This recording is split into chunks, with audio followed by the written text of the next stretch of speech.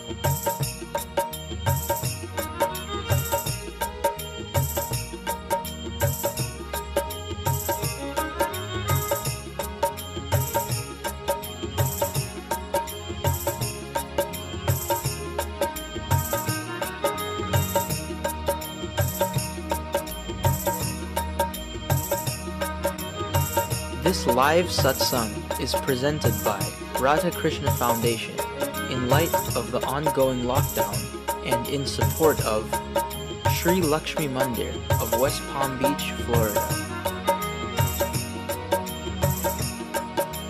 Radha Krishna Dham of number 73 Village, Guyana. Dharma Mandir of London, United Kingdom. And Shiva Mandir Ashram of Leguan Island, Guyana.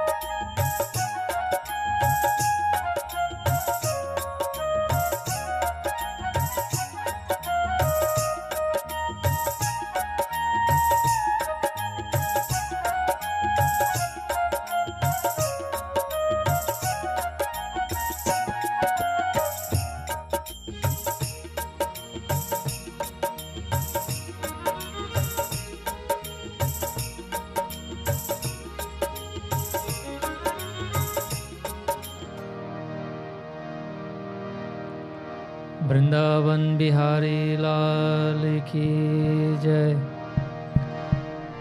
सद्गुरु महाराज की जय। गुरुर्ब्रह्मा गुरुर्विष्णु गुरुर्देव महेश्वरा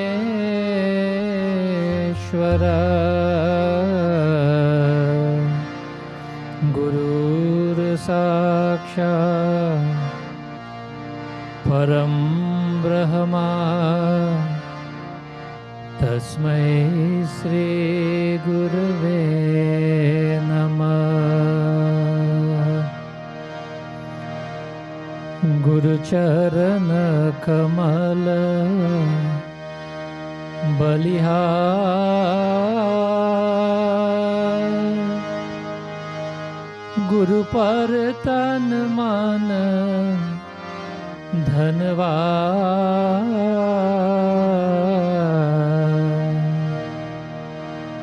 गुरु चरण धूरि सिर धार। गुरु महिमा परम्पार।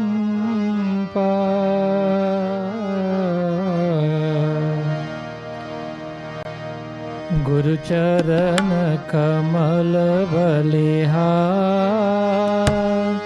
गुरु पर तन मन धन्यवाद। चरण धूरि सिर धार। गुरु महिमाय परम्पार गुरु चरण कमल बलिहार।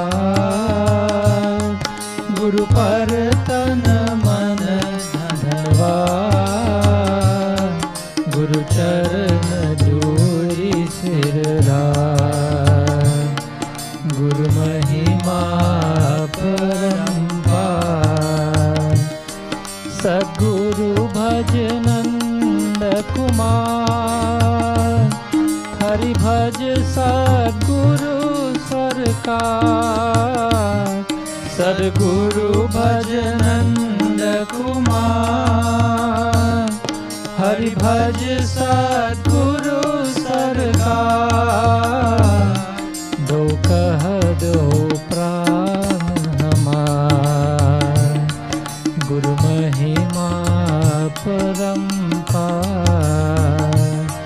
दो कह दो प्राण हमार। गुरु महिमा अपरम्पार गुरु चरण कमल बलिहार। गुरु पर तन मन धनवार। गुरु चरण धूरि सिर धार। गुरु महिमा परम्पार गुरु महिमा परम्पार गुरु महिमा अपरम्पार। सद्गुरु महाराज की जय। Namaskar to everyone. Radhe Radhe. I hope and pray that the new year has started on a very positive note for all of you, and that you have great plans, and that Bhagwan will join you, offering His grace and His compassion, His inspiration, so that you'll be able to fulfill all your rightful wishes and plans and undertakings to make your lives and the lives of others better. This morning we want to again ask of you to join in prayers to Bhagwan Ganesh Ji.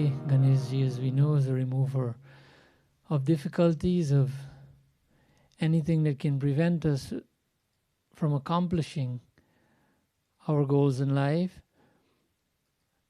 This morning we want to chant the Sankatanashana Stotra of Ganesh Ji, so I hope that you can group your voices together. Many of you know Sankatanashana Stotra in the same way Hanuman Ji has the Sankatamochan. Sankat means that adversities, means difficulties, unhappiness. Nashan means to destroy.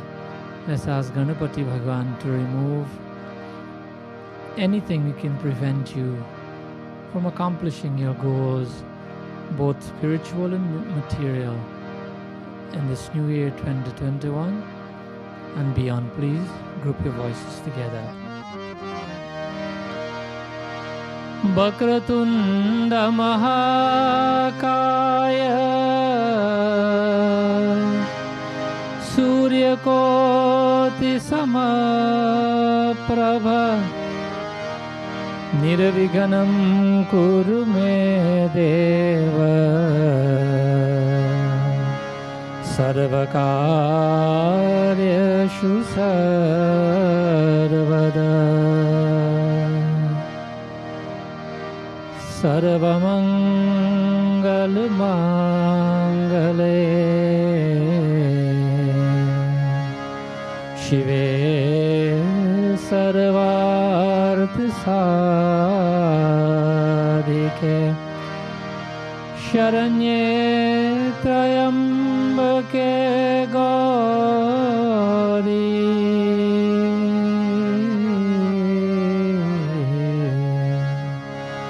Narayane Namostude.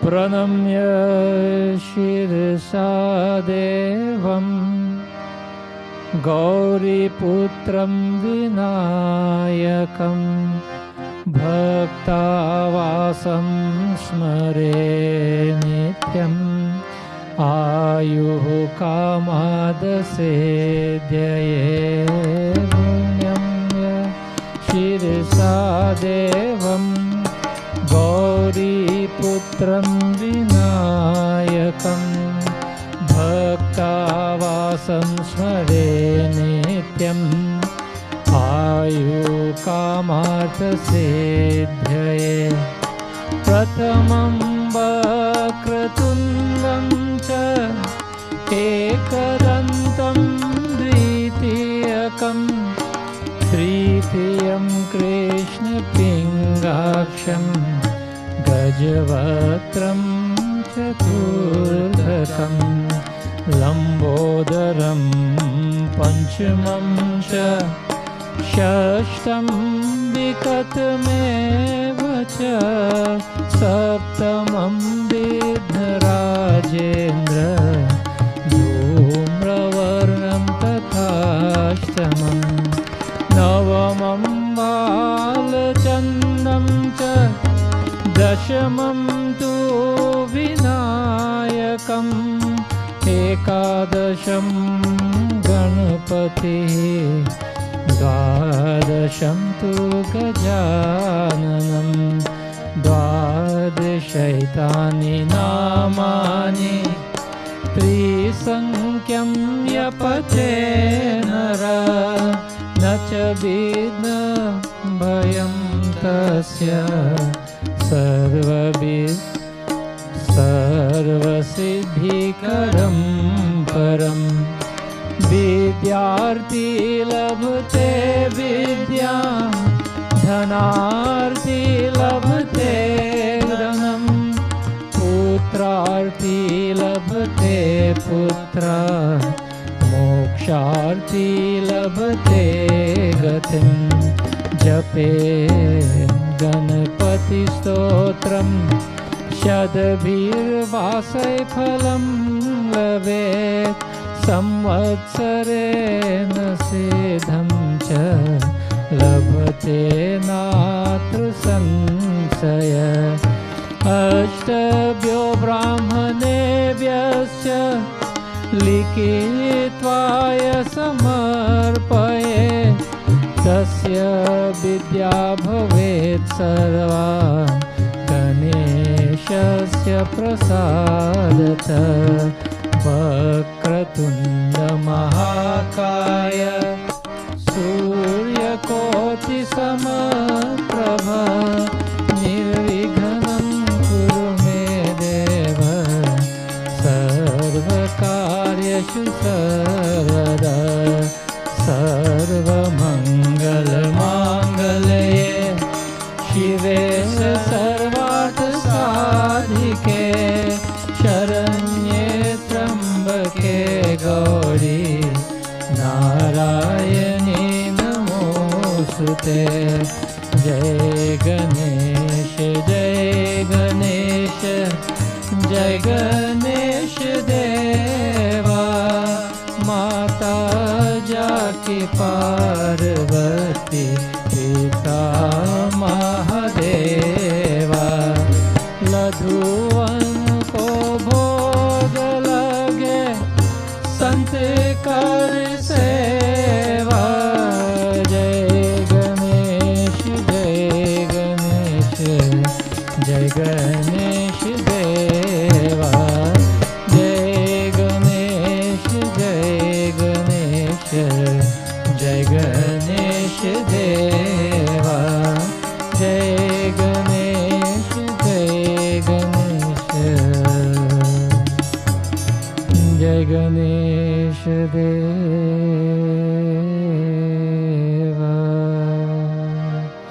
Ganapati Bhagavan ki jai.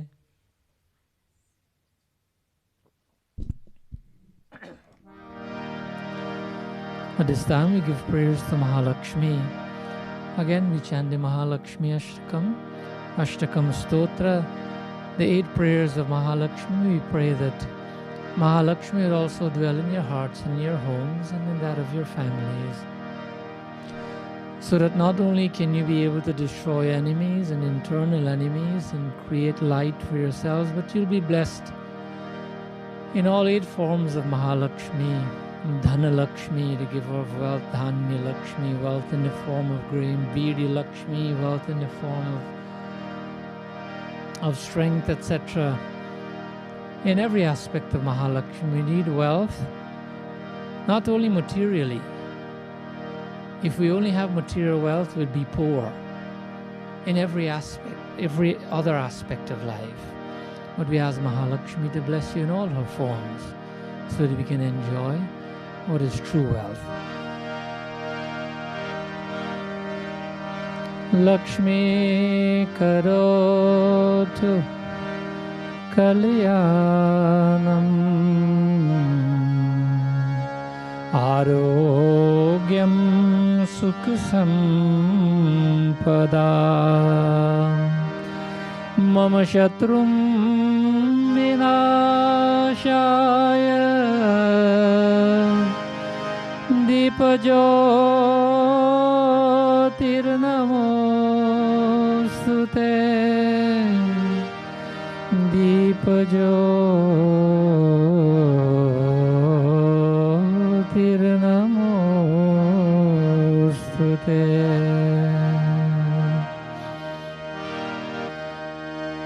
Jaya Jaya Lakshmi Mata, He Mata, He Mata.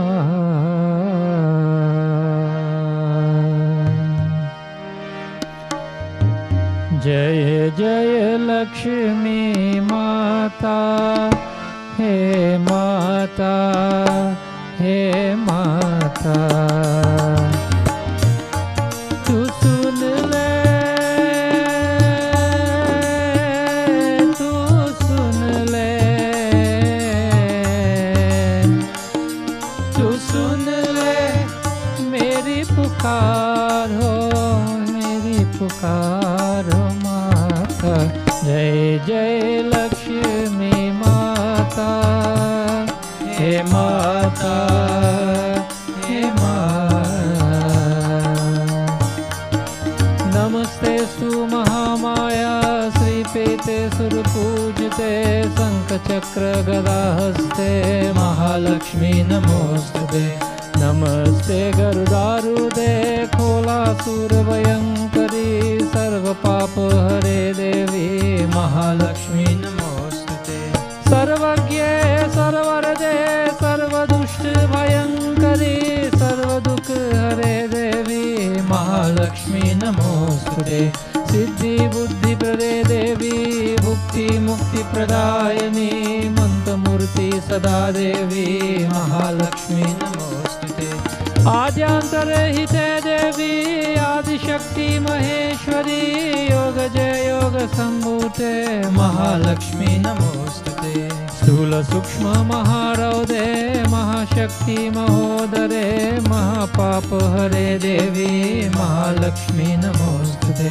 पद्मासन स्थिते देवी पारब्रह्म स्वरूपिणी परमेशी जगन्माता महालक्ष्मी नमोस्तुते. श्वेतांबर धरे देवी नानालंकार भूषिते जगत्स्थिते जगन्माता महालक्ष्मी नमोस्तुते. जय जय लक्ष्मी माता, हे माता, हे माता, हे माता, हे माता, हे माता, हे माता.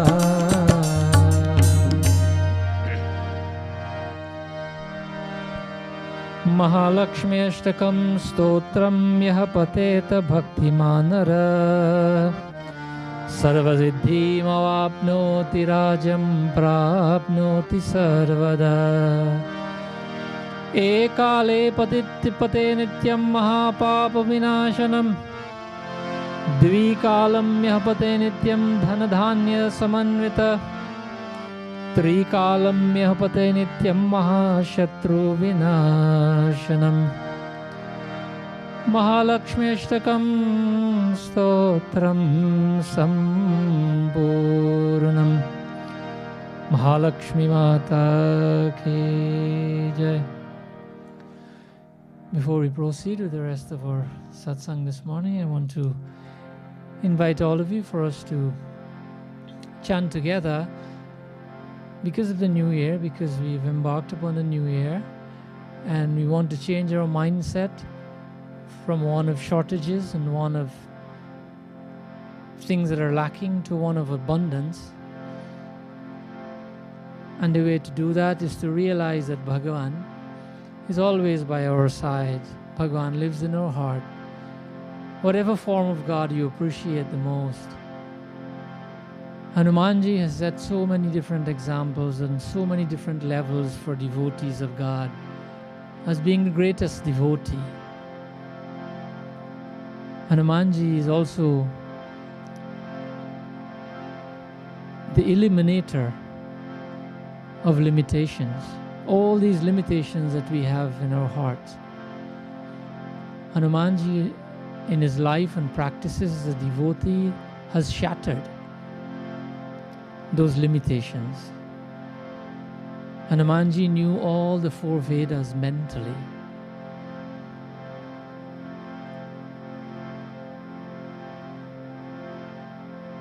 He had all different types of strengths, not only mentally, but a power to become as small as a mustard seed and as huge as up to the sky. He had the power to become as heavy as the heaviest mountain. Hanumanji demonstrated that when you have those qualities, then we should use it to help others, as he did in his life. That there is no limitations to that which we can achieve, whether it's physical strength, mental prowess, or service to God, whatever it is. Hanumanji has demonstrated that he is beyond all limitations. All mental limitations when he was put up to the task to leap over an entire ocean from India to Lanka, when he did not remember that he had the power, but he did not allow limitations to bring him to a screeching halt. He tapped deep into the God-given power that he had, and he was successful. There are so many ways, so many things that we can look to Hanumanji for inspiration to. Let us group our voices together as we chant Hanuman Chalisa. He gives bal, buddhi and vidya. He gives physical strength. He gives us the buddhi. He has shown that he has the buddhi, and we do as well. The buddhi, a cleansing of the intellect to accommodate the right type of knowledge. If we're not clogging the intellect with all the things that are unnecessary that is causing doubts, and we're clearing the intellect with the right type of knowledge, then we would have the appropriate vidya, the appropriate type of knowledge to succeed in life. Should there be hindrances in our path, Nasai rog hare sabapira, japat nirantar hanumata bera. Just call upon him. He'll remove them so that we can go on to be very successful. Let us group our voices together.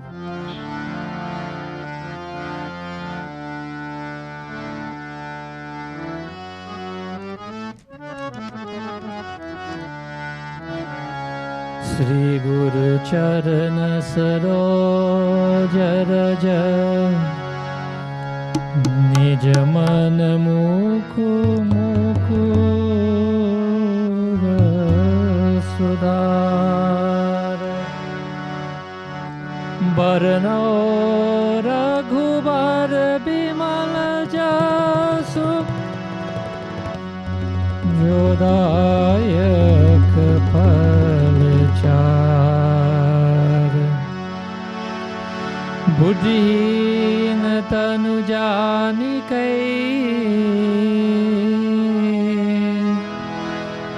सुमिरो पवन कुमार।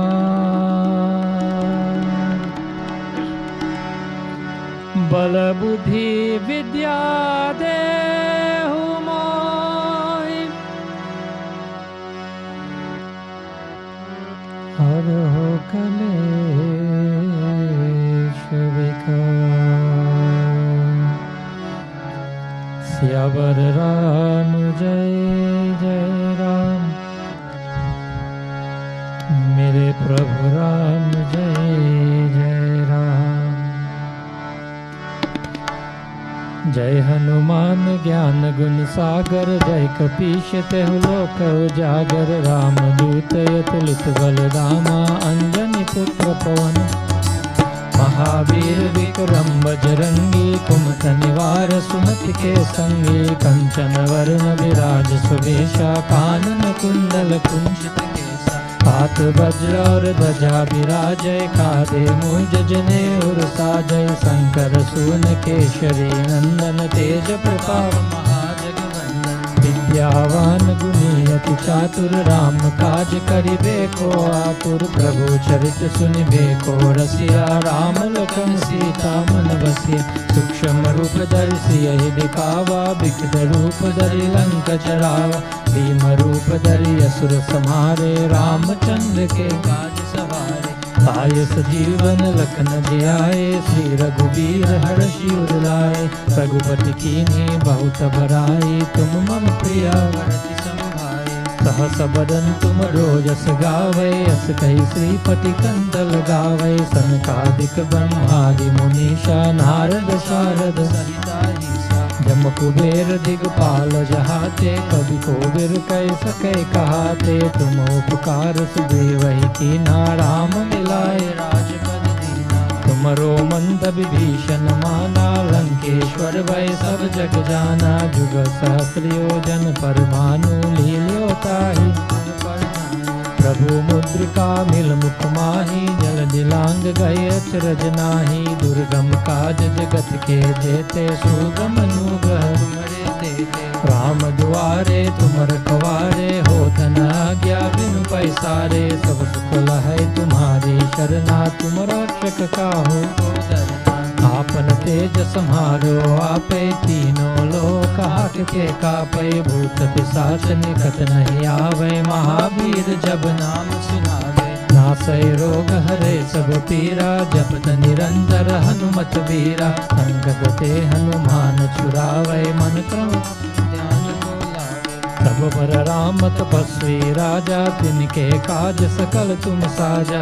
और मनोरथ जो कोई लावे, सोई अमित जीवन चारों जुग परताप तुम्हारा। है प्रसिद्ध जगत उजियारा, साधु संत के तुम रखवारे। असुर निकंदन राम दुलारे, अष्ट सिद्धि नव निधि के दाता। असबर दीन जानकी माता, राम रसायन सदा रहो रघुपति के दास। तुमरे भजन राम को पावे, जन्म जन्म के दुख बिसरावे। अंधकाल रघुबर पुर जाए, जहाँ जन्म हरि भक्त कहाए। और देवता चितना धरहि, हनुमत से ही सर्व सुख करे।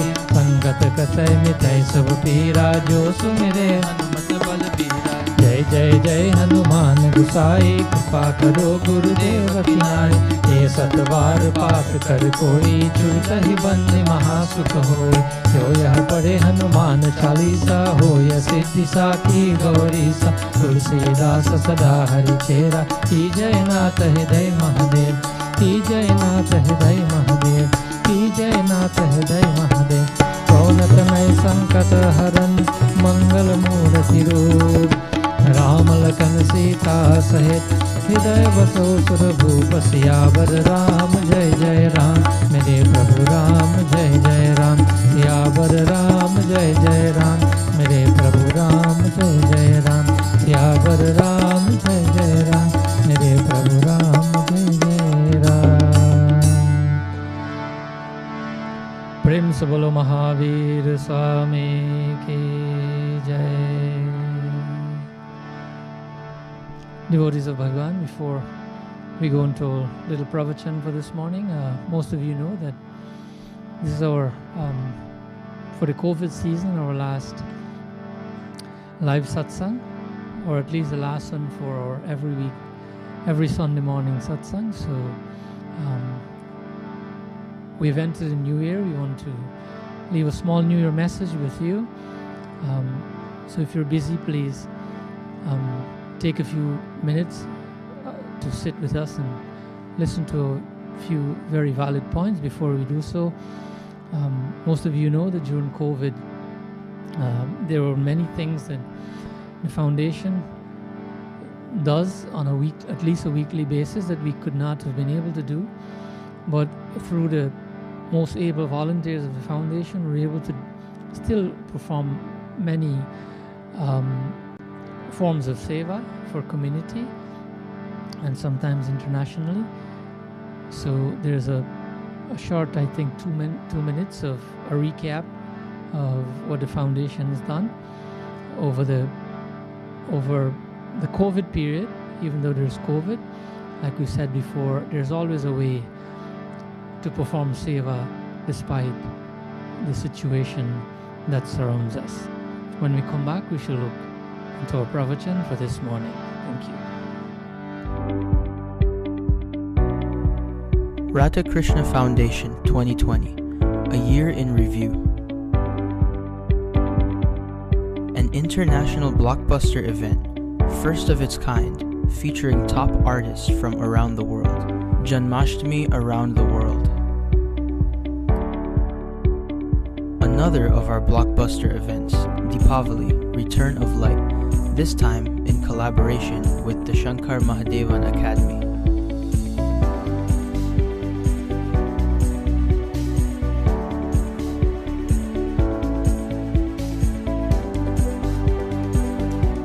Launched an international virtual school with students from 9 countries offering 18 classes each week.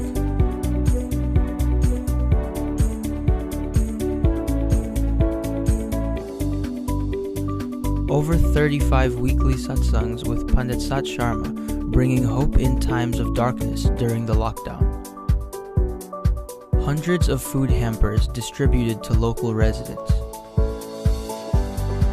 Monthly medical outreach program pre-lockdown.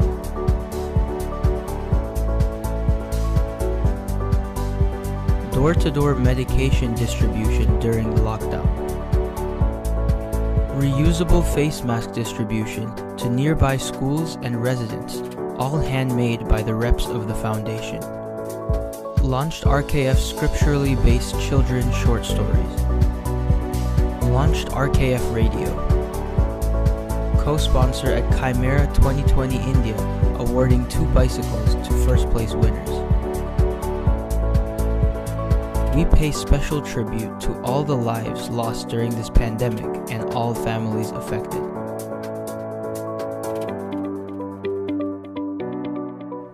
Radha Krishna Foundation.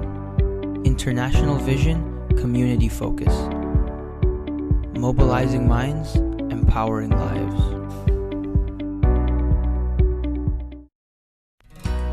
Radha Krishna Foundation presents Samarpan, a scripturally based discourse with Pandit Sat Sharma as he attempts to convey valuable insights from our scriptures into practical living and daily application.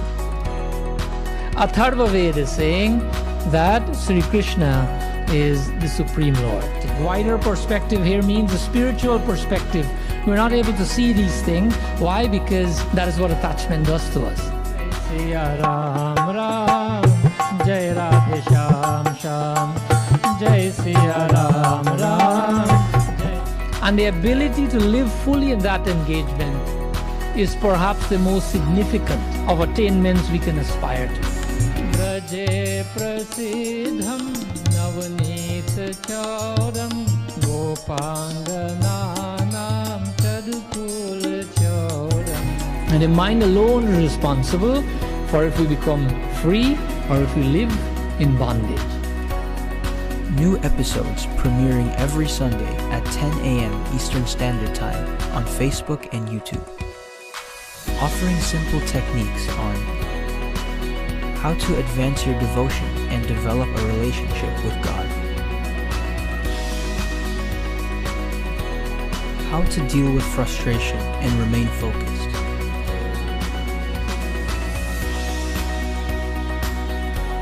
How to find strength and inspiration in adversity.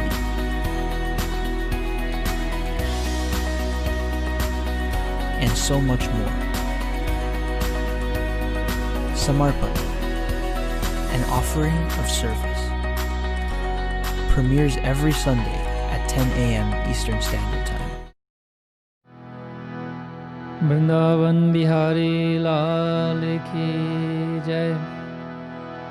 Devotees of Bhagavan, as you also observe that I said to you prior to going into the break that this is our final live satsang, and we have listened to so many of you that have asked us to continue at some level, and so we'll be presenting Samarpan. As you see, this will be 30 minutes every Sunday morning. That would be premiered every Sunday morning at 10 o'clock. So what that means is that we'll be recording this, Friday or Saturday or some point in time and release it on Sunday mornings. It will have little insights from scriptures, a little bit of prayers and kirtan, a little bit of everything, so that you can take something away, something from the scriptures every Sunday morning on how to improve spiritually and how to deal with situations that we face with in life based on what the scriptures recommend. So this will be every Sunday morning at 10 o'clock. This will be our offering to you.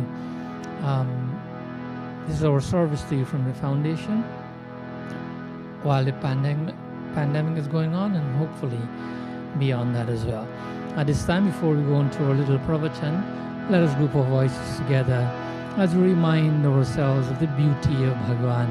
Bhagavan is Anupama Sundar, His Nanda Kochora, His Nanda Gopal, His Mohan, Managhan Sham, so many names, the beloved of Nand and Yashoda Maya. Anupama Sundar, Nanda Kochora,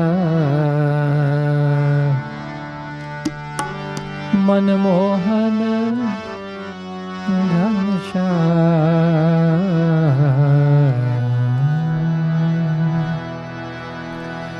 Anupam Sundar Nanda Kochora Manmohan Ghanasham.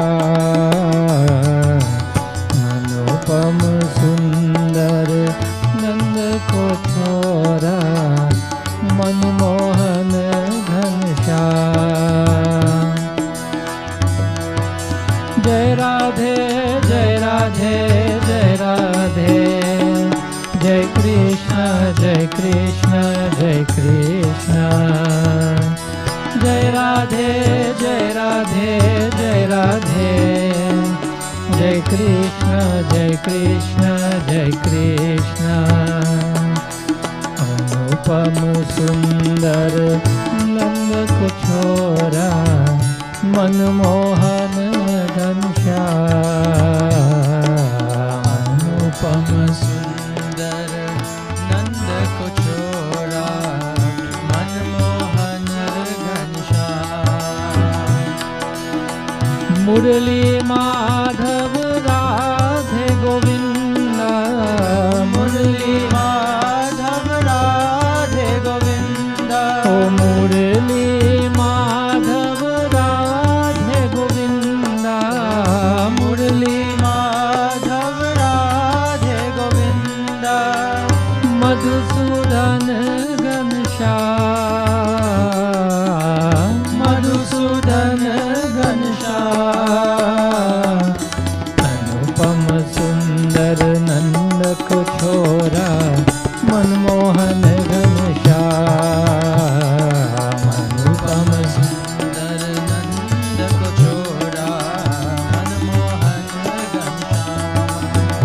अनुपम सुंदर नंद को लाला मनमोहन घनश्याम अनुपम सुंदर नंद को लाला मनमोहन घनश्याम। तो जय जय राधे जय जय राधे जय कृष्ण जय कृष्ण जय Krishna.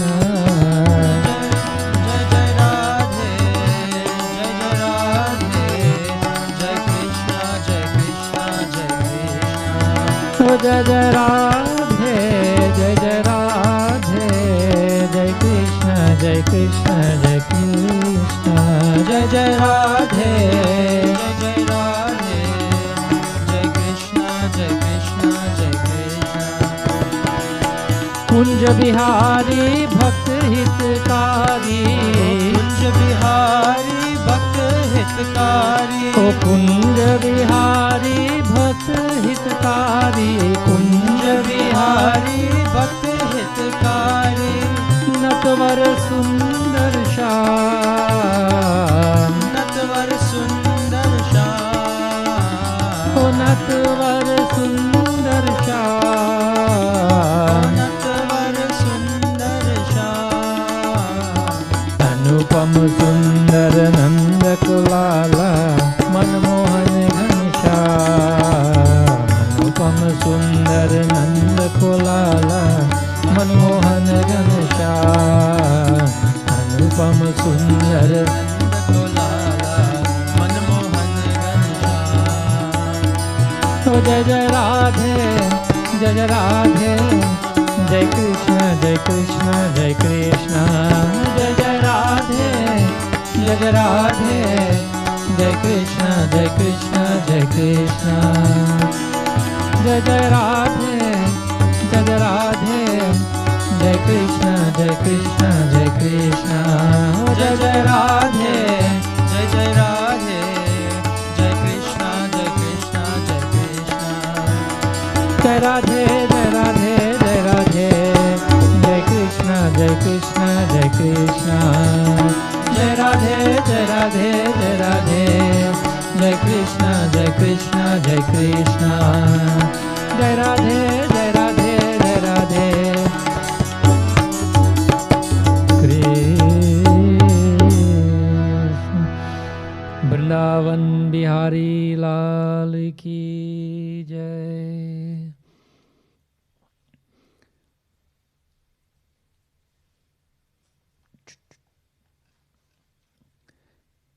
So we've all been very fortunate, and we have been able to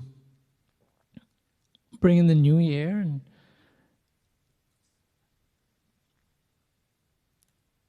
we've celebrated, and we have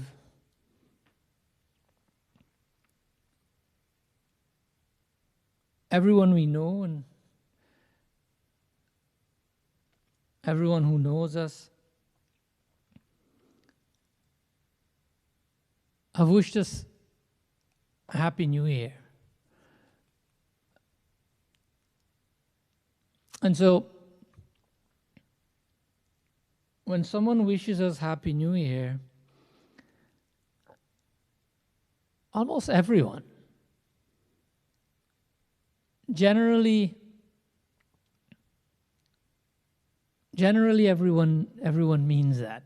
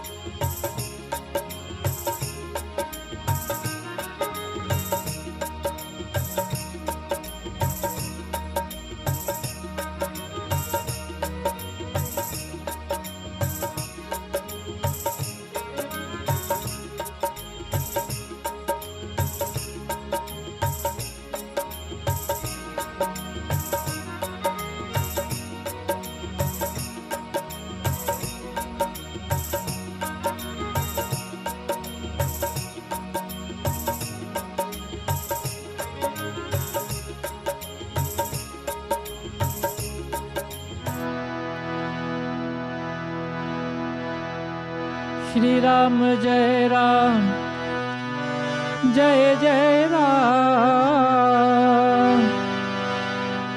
Shri Ram Jai Ram, Jai Jai Ram. Ram Siya Ram, Siya Ram, Jai Jai Ram. Bolo Ram Siya Ram. आठ बजता लाभ संतोषा, आठ बजता लाभ संतोषा, सपने हूँ नहीं देखिए परदोषा। राम सिया राम, सिया राम, जय जय राम। बोलो राम सिया राम, सिया राम, जय जय राम। बोलो राम सिया राम, सिया राम, जय जय राम। सियावर रामचंद्र की जय. Sorry about a little interruption. Like we were saying, that when all our friends and relatives and everyone we know, everyone who know us, we exchange Happy New Year to each other, and most people mean that they want you to have a Happy New Year. When you wish someone Happy New Year, you also want them to be happy for the New Year. You say the same thing to your spouse, the same thing to your children, the same thing to your siblings, your relatives, your grandchildren, strangers, everyone. We wish everyone a Happy New Year because we want them to be happy. However, what we don't do, not because we have to, but it's not practical that we do, we don't offer anyone a recipe as to how to be happy. We wish them Happy New Year because for some of us that's the most we can do, or that's the most that we're willing to do. We mean that we want them to have a Happy New Year, but that generally never happens outside of an effort by that person who you wish Happy New Year if they want to be happy. Because happiness is a common thing, not among human beings alone, but in all 8,400,000 species of life, the one thing that we all have in common is that we want to be happy, and we do things to ensure that we're happy. So this morning we're going to look at one of a few points. There are many points, there are many things that we can do to become happy. But this morning we'll look at one of them. And as we go on with, Samarpan, we can discuss a few more. The other thing that we do, though, before we go into that, is that we make New Year's resolutions. Most of us, we make resolutions. When the New Year comes, you see, that is why you go to the gym, on the 2nd of January, almost the whole first quarter, the gym is full. You have to wait on your turn. After that, there's nobody in the gym. Go to Mandir, the first Sunday morning of the year. Mandir is full, maybe not this time in pandemic, but normally the Mandir is full, and come next week is the same amount of people from last year, whether that is 15 or 100, whatever it is. But all the newcomers, they don't keep it up. We make a resolution to start going to Mandir, to start going to the gym, to start doing all kinds of things, and we don't. We don't keep them up. Why? Why is it that we make resolutions and we're not successful with them? Can you count how many resolutions you made in the past whatever amount of years, past 50 years, past 20 years? It has gone to the point where we should now make a resolution to fulfill all our past resolutions, because we make them and we haven't worked upon them. Why? We fail at our resolutions because we don't attach a plan to those resolutions. We just make wild resolutions. We just say words and we say, yes, I plan to do this. I'm really serious. I'm going to do this. You put no plan in place, and so when you make resolutions, when you set goals, all you're doing is that you're setting yourself up for disappointment. And halfway in there, you're very disappointed. You say, look, another year has gone by and I haven't started going to the gym. So what we need to do is, sometimes we make 3, 4 resolutions. We have to reduce those goals, reduce those resolutions. Keep them down to a few important ones only. Work hard on those important ones and try to accomplish them. Don't make 5 resolutions or 10 and you can't stay up with even 1. Make a few that are very important to you. I've used this example before. One resolution is that, okay, this year I'm going to wake up earlier. You want to wake up, instead of waking up at 6, you want to wake up at 5. So, okay, I'm going to wake up at 5. You're going to go to bed the normal time. You're going to eat the normal time. You do all the things you normally do, but you want to wake up at 5. It's not going to happen. It will happen on the first day, and from the second day, you're waking up at 6 again. Why? Because there's no plan attached to your waking up at 5. You have to have a plan. You have to study it, get all the information that is available to try to help you through it. So if you're going to wake up at 5, and let's say you used to wake up at 6, so you went to bed at 10 o'clock. So you sleep for 8 hours. I'm not saying you should sleep for 8 hours. I'm just using these numbers as an example. Now, if you want to wake up at 5 and you think that you need to sleep 8 hours because you can't function if you don't, then what do you have to do? You have to go to bed at 9 instead. Not 10, because you need 8 hours sleep. So if you're going to go to bed 9, what are you going to do? We watch television, we go on our iPads or laptops, we go on all these gadgets that emit, blue light, and it fools the brain that it's daytime. And so when you go to bed, it takes longer for the brain to get acclimatized to the darkness for you to sleep. The sleep professionals would advise us that we should power down our gadgets 1 hour before going to bed. So that's something that has to be in our plan. We cannot be on the iPad until 9 o'clock and then walk into bed. You wouldn't sleep. So we have to power down at 8 o'clock, put away all our gadgets and try to relax, try to calm down. Do some meditation, whatever you need to do. So if you're going to calm down, if you're going to power down at 8 o'clock, that also means that we have to have dinner earlier, to go on our iPads to spend 1 hour, to power down an hour before, to go to bed. So it's a whole plan. Everything in life that you want to accomplish has to be attached with a plan. If not, you'll fail. So all these resolutions will fail if we don't have a plan. Right? Another thing that we have to do if we're going to sleep is very important, and most people mentally think that, if coffee is in their system, they would not be able to sleep. Coffee is in you. When you drink a cup of coffee, it's in your system for 24 hours. But coffee has a half-life, according to sleep professionals. Coffee has a half-life of 8 hours. So if you're going to go to bed at 10, then you have to subtract 8 hours from that. Right? So 2 o'clock, you're having your cup of coffee. And you go to bed at 10. So the coffee works out. But if you're going to go to bed at 9, what do you have to do? Have your coffee 1 hour before, at 8 o'clock instead. So everything has got a plan. You need the relevant information for whatever you want to embark upon, and then work hard on it. It will happen, but not without a plan.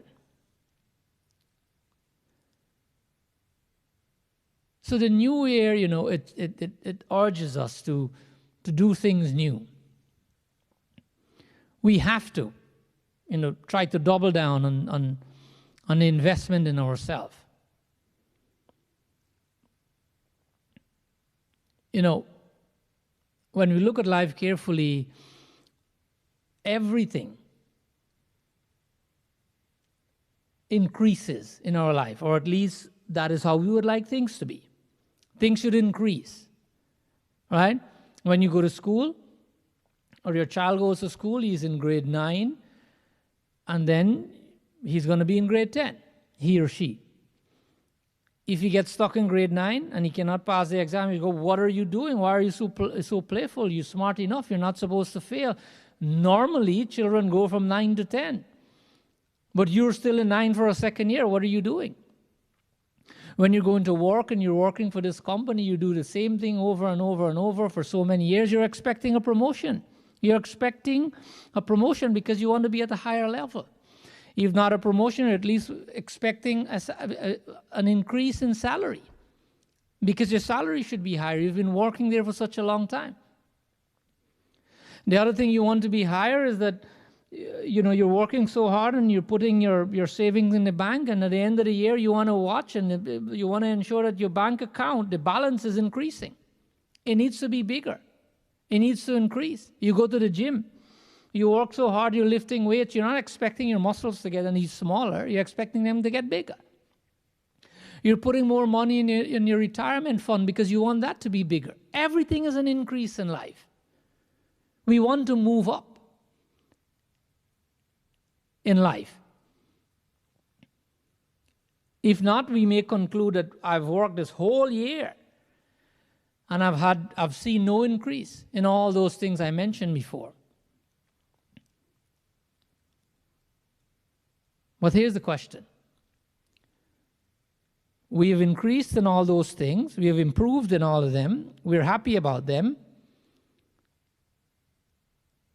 But have we grown? Have we increased? Have we improved in our spirituality? Have we enjoyed more spiritual growth?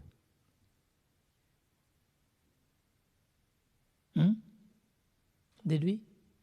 Did you answer that question? Aren't we focusing on growth? Don't we want everything else we do in life to grow and to increase? How about our spiritual practices, our spiritual understanding, reading the scriptures? You know why that is important? Because as we celebrate the new year, we should also be cognizant that the one thing that didn't increase, as the number in the year from 2020 to 2021, as the number increases, the time that we have to spend on this earth just decreased by 1 year. Whatever our lifespan is, now we have 1 year less to live. Are we willing to look at life like that? Or we think that's negative? It's not negative. It's realistic. It's helpful. It would help to do things that you've never thought of before. It would help you. It will propel your spiritual growth if you think that now I have 1 year less to live. It's a strategy that we should use. Scriptures tell us that. We can read that katha another time. That every day we wake up, we should have this understanding that God has blessed us with a new day. You can look at it as another day to enjoy, or you can look at it as one less day in my life. And this life, as whatever your name is, as John or as Sharma or as Singh or Prasad, you have whatever your name is, Ramesh, Satesh, you have 1 day less to live as John. When you look at life like that, your whole perspective will change. You'll grow spiritually very, very quickly. Look, in the US alone, in less than a year, 20 million people have contracted coronavirus. Just in the US. Close to 360 or 50,000 people have died.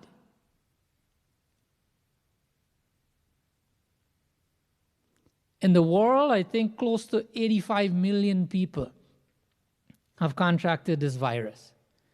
Close to 2 million people died. 1.8 or 1.9 million people died just in the last 8-10 months.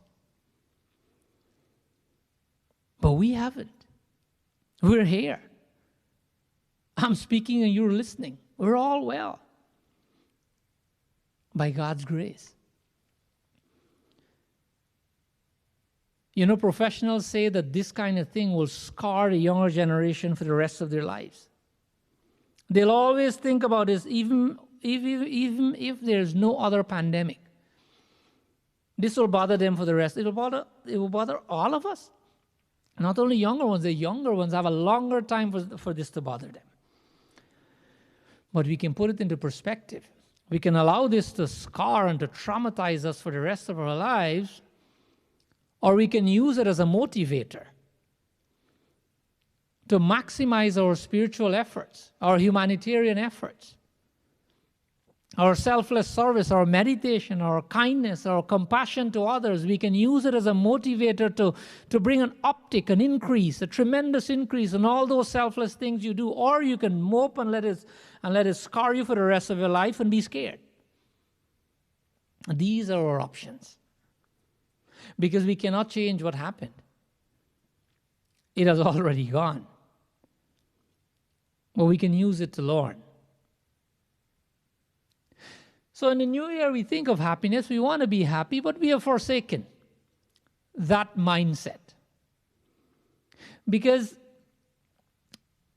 and don't take this the wrong way, our approach as human beings in life, because we were conditioned to do so, is that we will only be happy based on how much more we're able to accumulate. How much more external things we're able to accumulate, we'll be happier.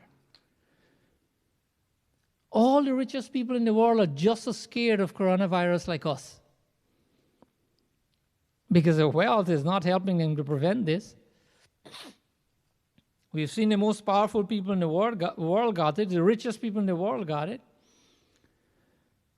So there are many things that external accumulations cannot help us with. But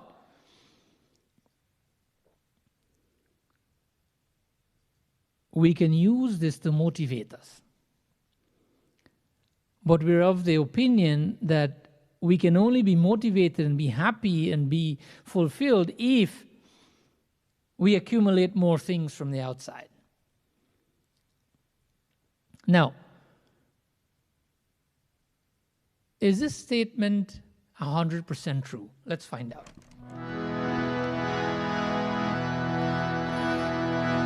Radha Ramana, Radha Ramana,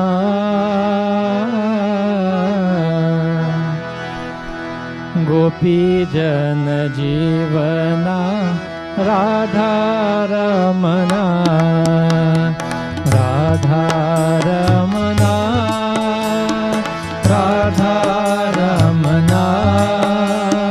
Gopi Jana Radha Ramana, Gopi Jana Jivana, Radha Ramana. Yada Pridabhyam Briyavam Hiranyam Pashava Striyaha Naduhyanti Manah Pritim Punsah Kamah Kasyate Radha Ramana, Radha Ramana, Gopi Jana Jivana, Radha Ramana, Radha Ramana, Radha Ramana, Gopi Jana Jivana, Radha Ramana, Radha Ramana, Radha Ramana, Radha Ramana, Radha Ramana, Gopi Jana Jivana, Radha Ramana, Radha Ramana, Radha Ramana, Gopi Jana Jivana, Radha Ramana, Gopi Jana Jivana, Radha Ramana, Gopi Jana Jivana, Radha Ramana. Bhagavad Mahapuran, 9th canto, 19th chapter, 13th verse. Listen with an open mind. Don't make judgments as soon as you hear the explanation, because then you'll miss the rest of the point. Yata pradibhyam means on this earth, in this world, brihyavam hiranyam pashavah striyah. These words, they explain what we can encapsulate as being material wealth. Right? Brihyavam, hiranyam, as we know, hiranya means gold, pashavaha means animals, striyaha. Striyaha literally means female, but it means a spouse. Here, a spouse or any other brihi, brihyavam, food grains, all these forms of wealth. Naduhyanti, that happiness in this world, if our mindset is that it will be attained as we accumulate these things from the outside, Bhagavad Mahapuran is saying that happiness, if at all, obtained from material objects will not give happiness, but will most likely end up in a hankering for more. A hankering for more. Now, if we're all open-minded, we'll know that is true.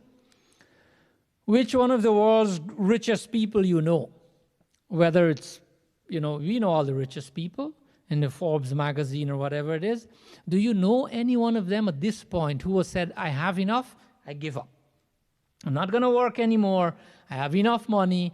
Some of these people have $200 billion. We can't even imagine that kind of money. But they have it. Have you heard anyone of them said that they're done? No, they shouldn't. Because, for example, like Bill Gates, you can work for more to give more. That's a good thing. So this is exactly what Bhagavad Mahapuran is saying. It's not going to give happiness. It's going to lead to a hankering for more. But as human beings, we generally prefer not to hear these inconvenient truths. We prefer to think that the more we accumulate, the more we'll be happy. We would like to think that happiness is determined by or limited to the external acquisitions.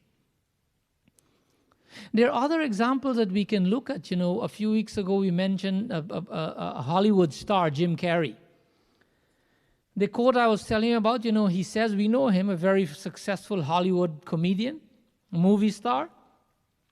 He says that, I think everybody should get rich and everybody should get famous and do everything that they always wanted to do, all the things that they ever dreamed of doing, so that they too can see that is not the answer to life.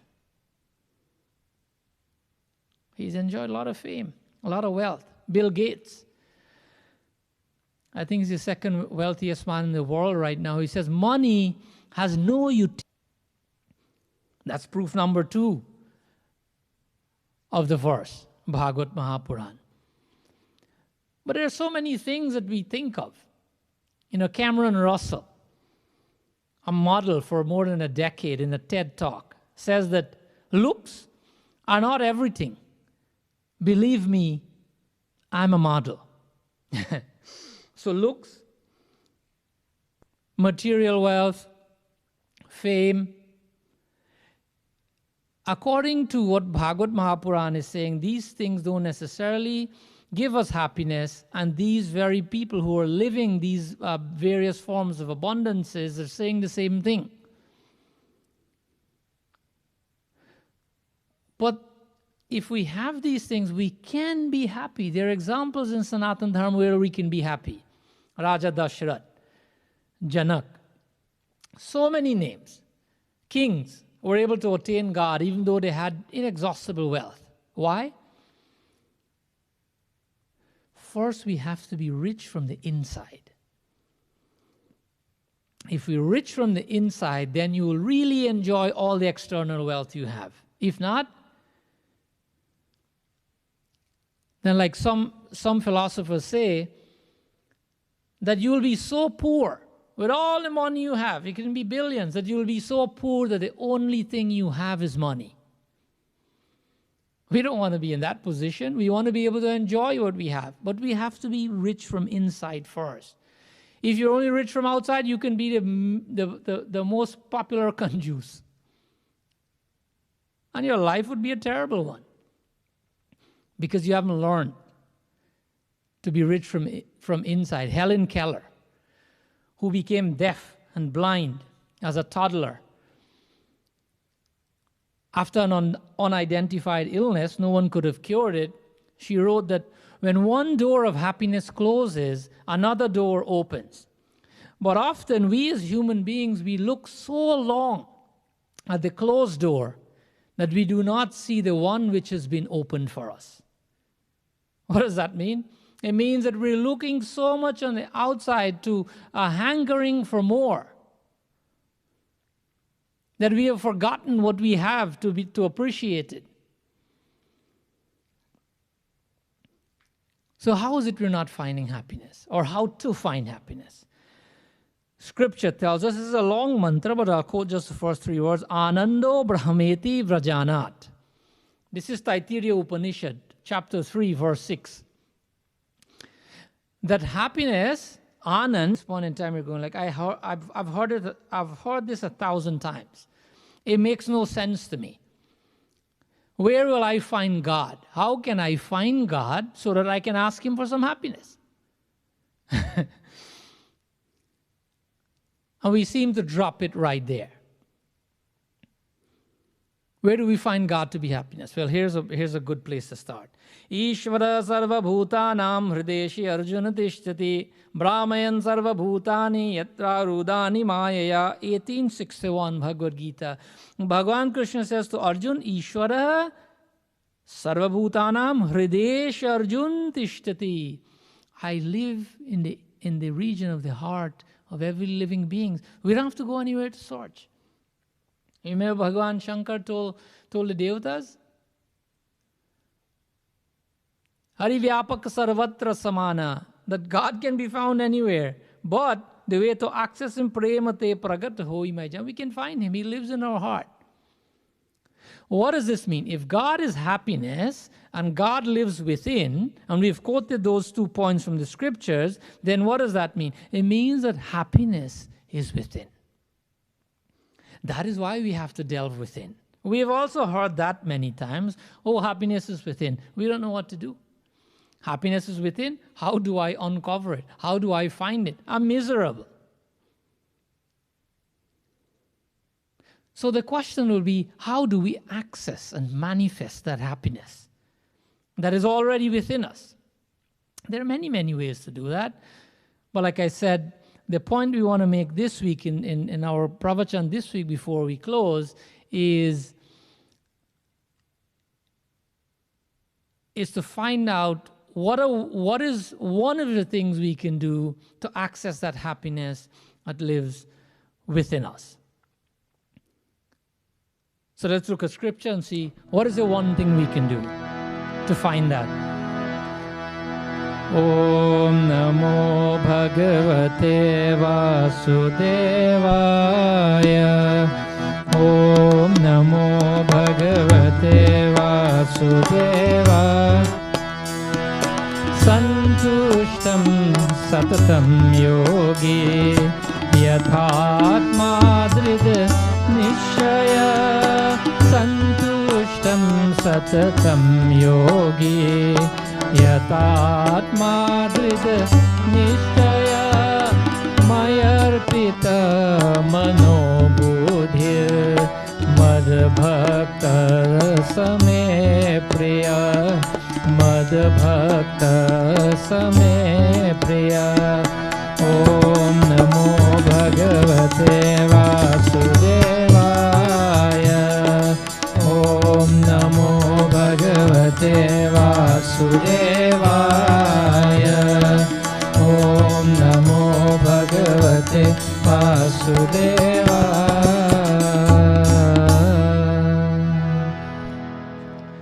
So for those of us who are interested in how to access it, now we're not going to do any more kind of chanting or quoting from the scriptures. We're just going to discuss this point. So just stay with us and we'll discuss this before we close our satsang today. So santushtam satatam yogi yatatma dridhanishchaya. This is Bhagavad Gita. The first word here is santushta. Santushta means, we know this word, the literal translation for it is contentment. Remember the Chaupa we sang in the beginning, Athava Jata Labha Santosha. This is from the 9 forms of Bhakti. Bhagavan, Sri Ram himself is giving to Shevadi. Athava Jata Labha Santosha, Sapne hu nahi dekhai pardosha. Athava Jata, the 8th form of Bhakti is Santosh, to be content. He who remains contented with whatever he gets is the one who will become happy. The verse, the Bhagavad Gita verse is saying the same thing from chapter 12, verse 14. That practice santosh and that would lead to other things. So, this is something that's within us. We can access this right now, right here, with whatever we have or whatever we don't have.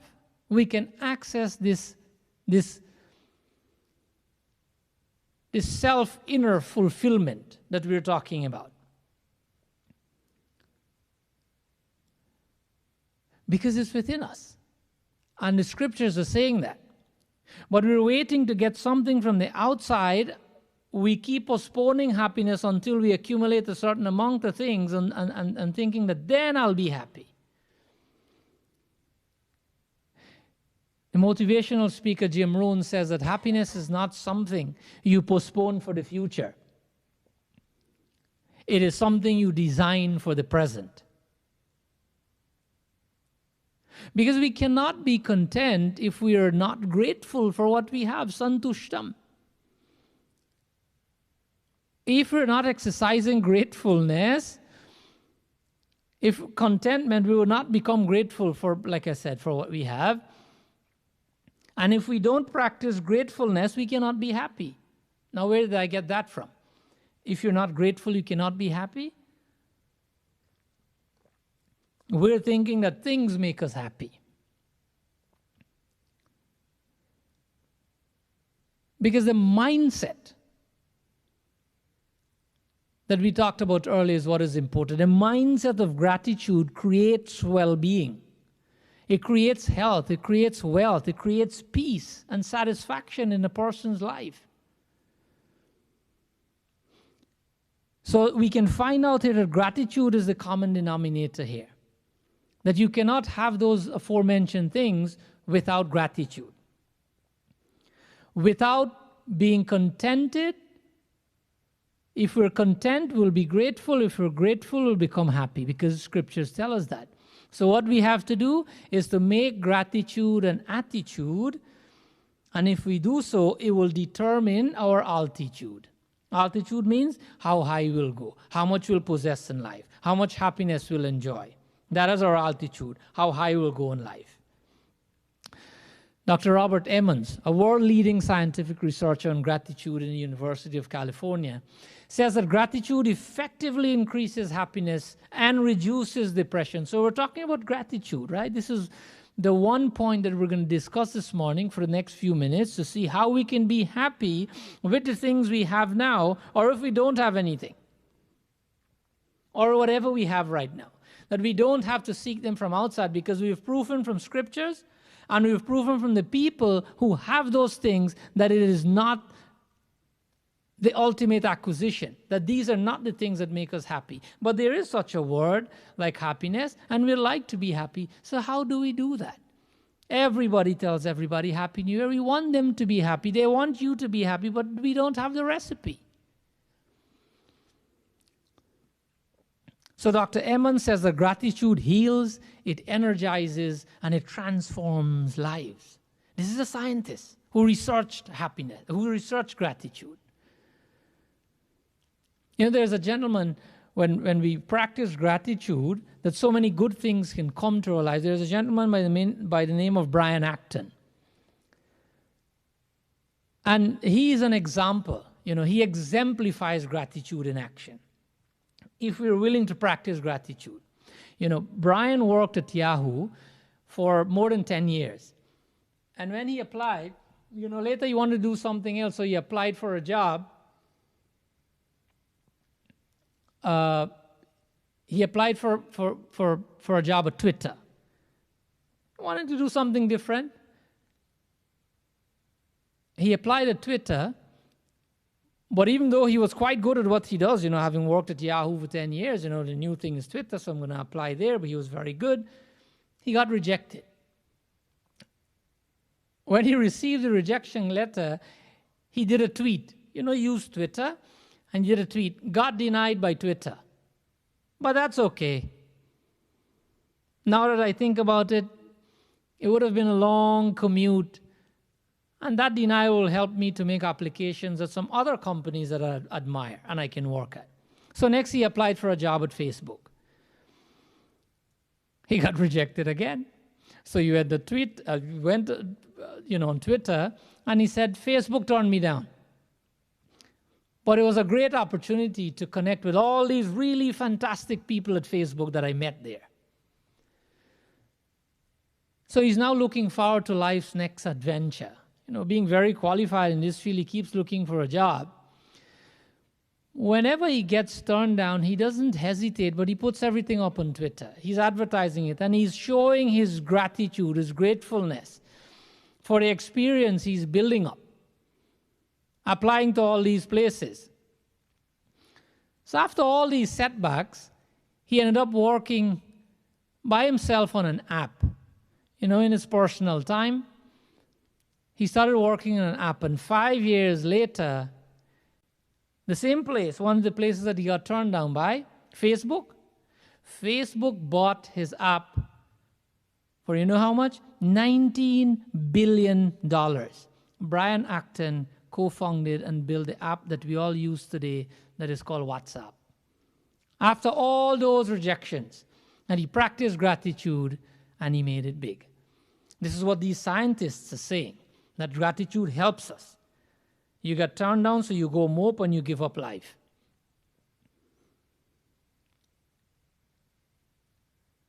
UCLA neuroscientist Alex Korb, he says that we truly cannot focus on the positive and on the negative at the same time. So what he's advising is that we make gratitude a habit. Because if you're negative, you cannot be grateful. Make gratitude a habit. And once you start seeing things to be grateful for, your brain starts looking for more things to be grateful for. And it becomes, quote unquote, a virtuous cycle, according to neuroscientist Alex Korb.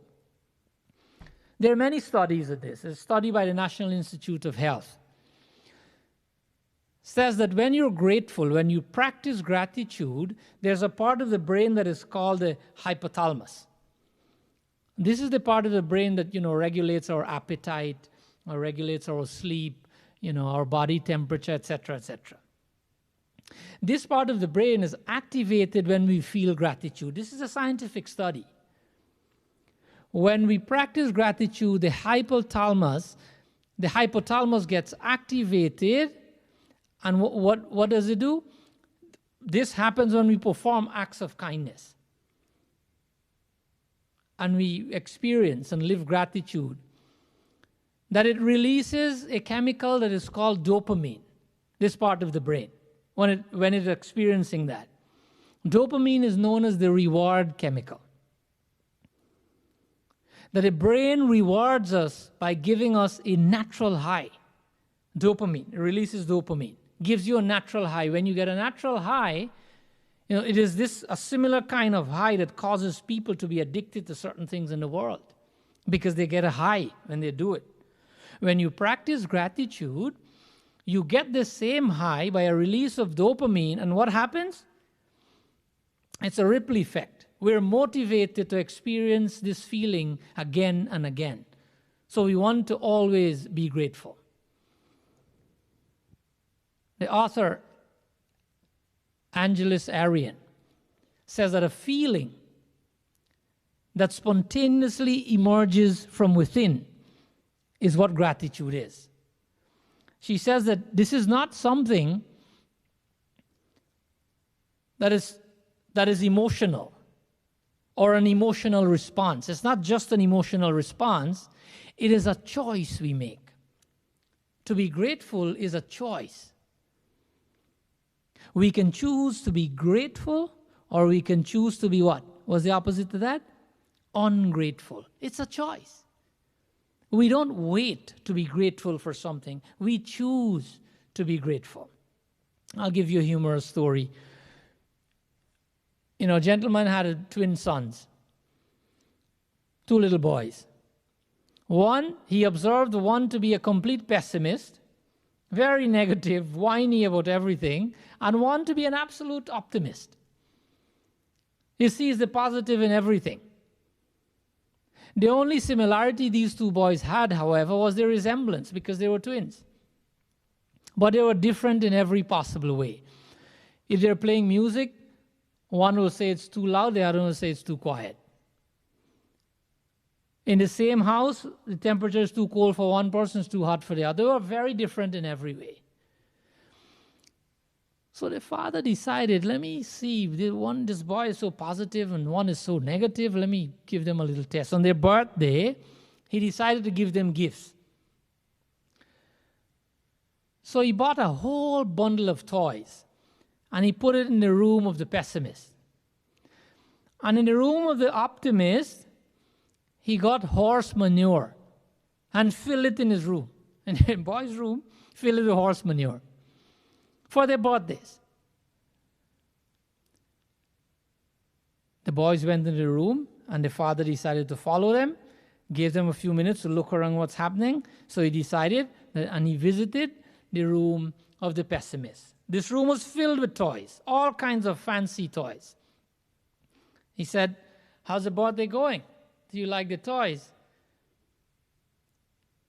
And the son looked at him and answered, oh my God, Dad, did you actually buy me all these toys? Look how many packages I have to open. I have to go get a scissors. I have to get so many batteries. These things will use so many batteries. When my friends come, which one would I give them? The other friends would be upset. La, la, la, la, la. He started whining. Too many toys. He saw the negative in that tremendous effort that his father made to get him toys. My friends will be jealous of me. All kinds of things. The father went to the room of the optimist, where he only put horse manure. Big, high lump, heap of horse manure. He said, how's the birthday going? Are you okay? He observed that a boy was digging through the horse manure. He said, what are you doing? He answered to his father. He said, Dad, with all this manure in here, there's got to be a pony in here somewhere. So the point is, sometimes positive and negative is just your thinking. You have made a whole room full of the most modern toys into a negative thing, and you made horse manure into a positive thing, because now if there's horse manure, there should be a pony. Author and motivational speaker Zig Ziglar says that gratitude is the healthiest of all human emotions. All human emotions. The healthiest one. By now we've proven that, right? Because in our lives, look, all of us as human beings, we have deficiencies. That's a given. We would like this, we'd like that, we'd like the other thing, but we don't have them. Sometimes we have physical deficiencies, mental deficiencies. But we have more to be grateful for. We have a lot more blessings that we fail to acknowledge. We only focus on the deficiencies. We only focus on that which we're lacking and have no time to look at that which we have to appreciate them. It has become who you are, a pessimist. You cannot see the good in anything anymore. because you're always hankering for more and thinking some happiness will come from the outside. So how do we change that? Professionals say that gratitude is the only antidote to that kind of behavior, to practice gratitude. There's a study done and published in 2006, a research in the Behavior Research Therapy Journal. The study says that they did a study in Vietnam veterans, that those veterans the Vietnam vets, the ones who practice gratitude, reported lower rates of PTSD, post-traumatic stress disorder that so many soldiers experience. The ones who are grateful, even though they went and fought in a war, they were doing better with PTSD, medically. So gratitude makes a person more resilient. Studies show that grateful people are more likely to take care of themselves, to take care of their health. The grateful people are able to appreciate themselves more. And not only themselves, but they're able to appreciate the accomplishments of others more, just by being grateful for what you are. So how do we start practicing this attitude of gratitude? How do we appreciate things? Well, here's a good start. Let's count all the things that money cannot buy. All the things that you have around you that money cannot buy. The air you breathe. The rising sun every morning. The sun that brings, when the sun rises, it brings new hope to people. It makes the seeds sprout. It makes the vegetables grow, the flowers. Those are not things that money can buy. We can start being grateful for the sun, the sunlight, and the air we breathe. The eyes that we see with, the ears that we hear. The earth that we walk upon, the food that we eat. All these are gifts from God. You cannot do anything. You can buy vegetables in the store, but the money cannot grow it for you. It is the grace of God on earth. These are things to be grateful for. When we go to bed at night, let's appreciate our bed. Whatever it is, if it's you have it for 25 years and the mattress needs to be changed, appreciate it when you go on it. Be grateful for the bed, because there are many, many people in the world who don't have a bed to sleep on. At night they sleep under the overpass or on the sidewalk. So appreciate your bed. That's a good place to start gratitude. Appreciate every time you eat your food, when you sit to have your dinner that you've made, you've chosen what you want to cook today. That is how good we have it as human beings. We choose what we want to cook. So when you sit with your plate, appreciate your dinner. Be thankful to God, because 1 in 9 people in this world go to bed hungry, don't have enough to eat when the day is out.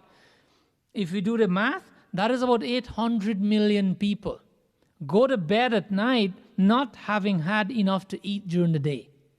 So when you eat your food that you've chosen to cook and how you want to cook, please appreciate it. We have forgotten to be appreciative of all these little things. And we want to be happy. We think buying things will make us happy. That's because we often highlight the insufficiencies and the scarcities in our lives, and we allow them to overshadow the infinite blessings that we have. All these things that we just mentioned. Another way to show gratitude is to tell someone you appreciate them. There's so many people in your lives. Don't wait for New Year to say Happy New Year as lip service. There's so many people in your lives in the past and now that will do or can do something for you, or just want to wish you well. You can just appreciate those people. And don't only keep the appreciation in your heart, express it to them. When you speak with them, when you send a text message, tell them we're grateful for you. because they're so important to you. If you don't, if you just appreciate people and don't express it to them, that is like, wrapping a Christmas present and don't delivering it to the person. How is it helpful to the other person? If you don't deliver the gift, it's of no help to the other person. You may have been, you may have said a thought counts, but this gratitude will also help the other person with all the benefits we talked about. Look into the mirror. Feel gratitude for something you did or you got. And you know that it's by God's grace and you cannot buy it with money.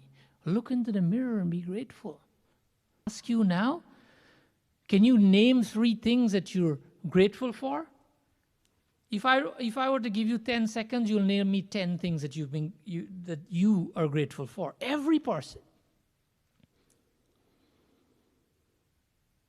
The house you live in, the shed, the roof you have over your head, the food you eat, the family you have, your job, the ability to get annoyed with the alarm clock but wake up in the morning with good health and go to work. There's so many things that we can be grateful for. This is not only 3 things.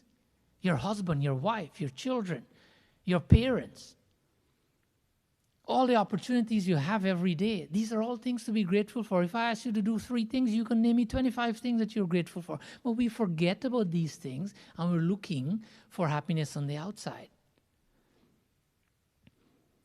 Professionals also say that if those same things, if we want to list 3 things, if you write them in a journal, some people do journaling. Journaling has been proven scientifically to reduce blood pressure by 10%. When you do journaling, that you'll also sleep better. People who research journaling, if you were to chronicle, if you were to write these things that you're grateful for in your journal, it would help you. You'd sleep better. You'll become healthier. Whatever your position is, a lot of people would like to be like you. So don't focus on scarcity. Whatever you think that you don't have, there's enough people out there who would do anything to be like you today. And they'll consider themselves really, really fortunate. But us, we don't have any time to be grateful. We're just focusing on the next thing. People out there are far worse off than us. But like I said, if we focus on only the next thing, we won't have time to appreciate the presence that we have in the present. The presence of the present. You won't have time to appreciate them. We have to be mindful of what we have. We have to slow life down because we're looking for happiness. So we have to slow down our everyday approach to life if we want to speed up the acquisition of happiness, or the experience of happiness rather.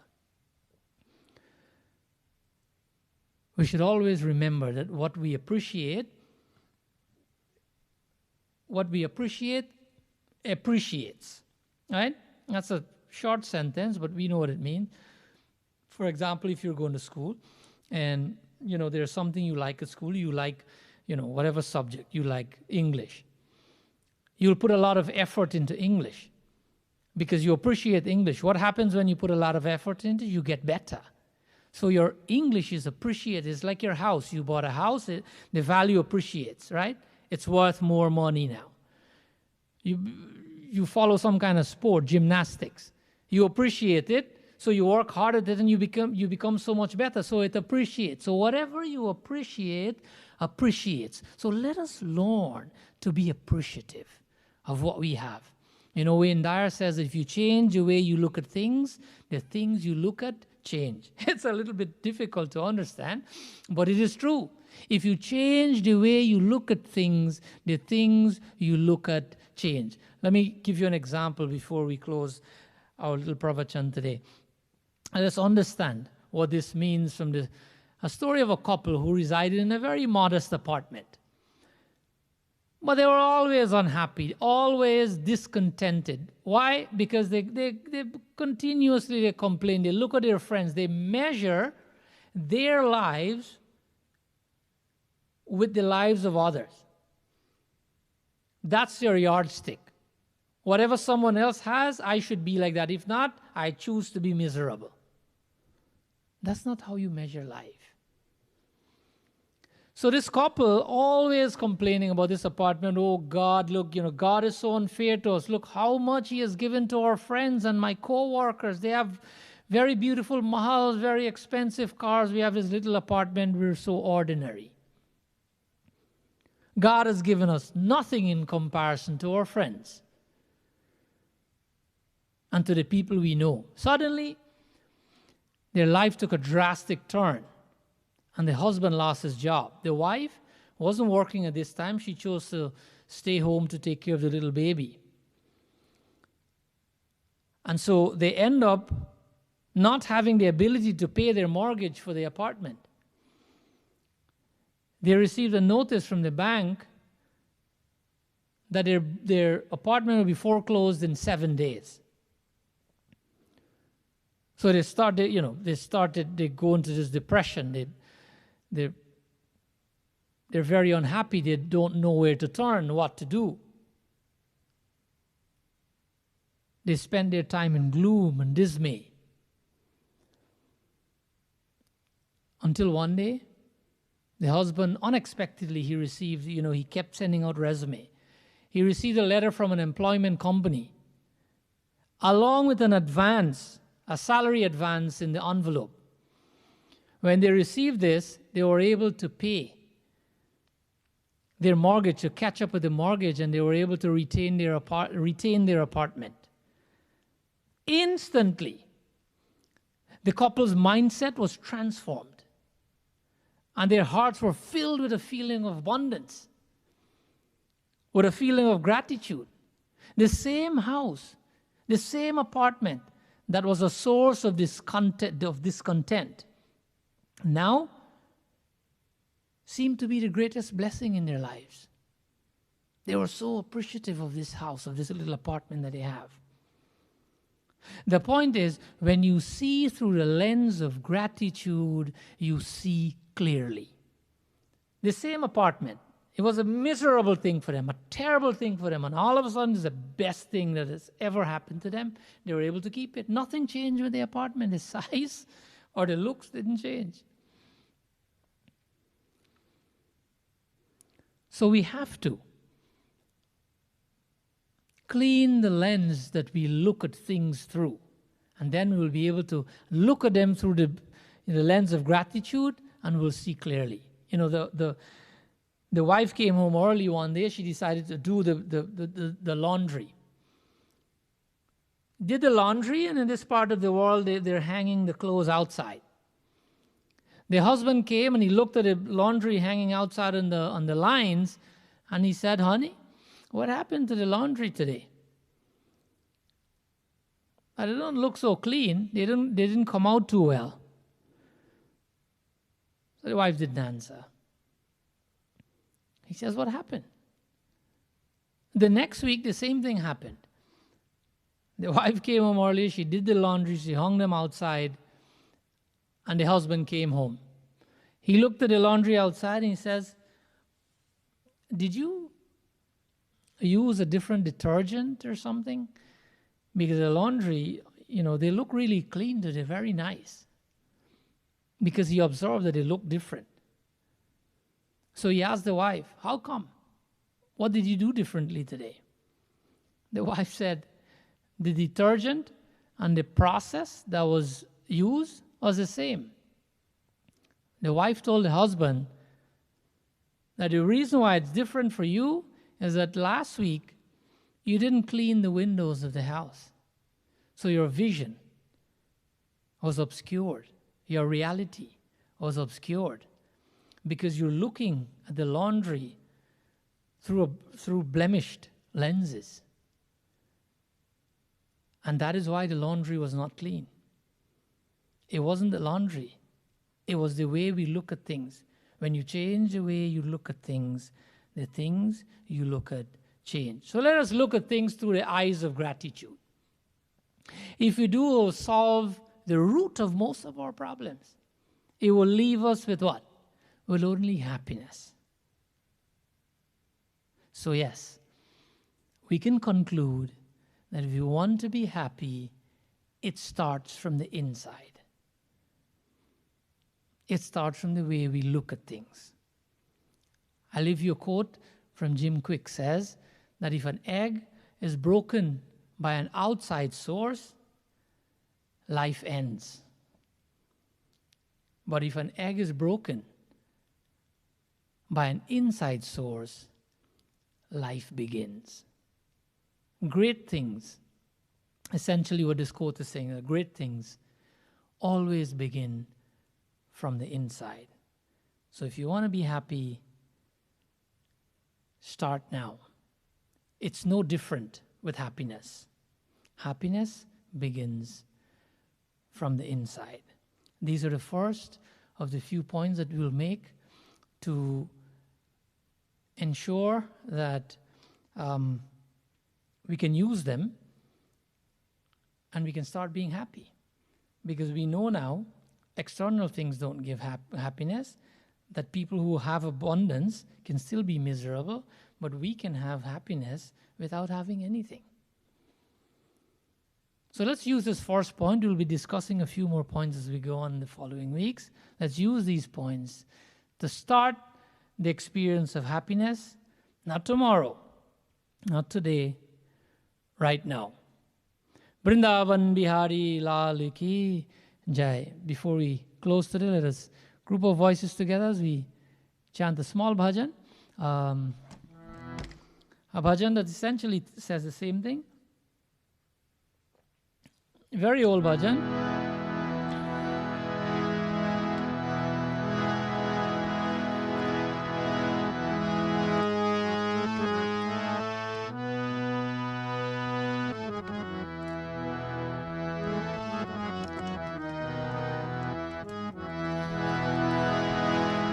कि घर घर में खुशहाली हो, सदा सुख की हरियाली हो।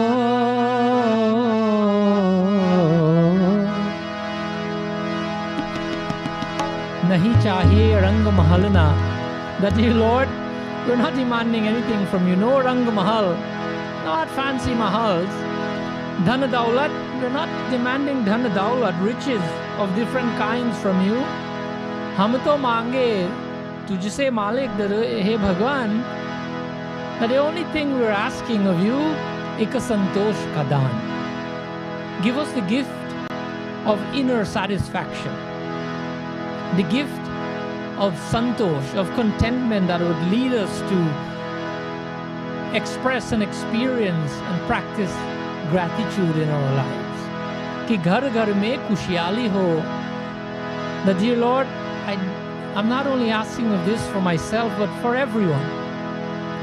In every home, खुशहाली ho, may you bring happiness. May they understand that happiness is not from things, but happiness lives within you and you live within us. And so we can tap into that happiness, we can access it. Sada sukh ki hariyali ho. That may that rich joy and peace of mind be enjoyed by everyone. Nahi chahiye rang mahal na dhan daulat ki shaan. Hum to mange tujhse malik ek santosh ka daan. Nahi chahiye rang mahal na dhan daulat ki shaan. हम तो मांगे तुझसे मालिक एक संतोष का दान.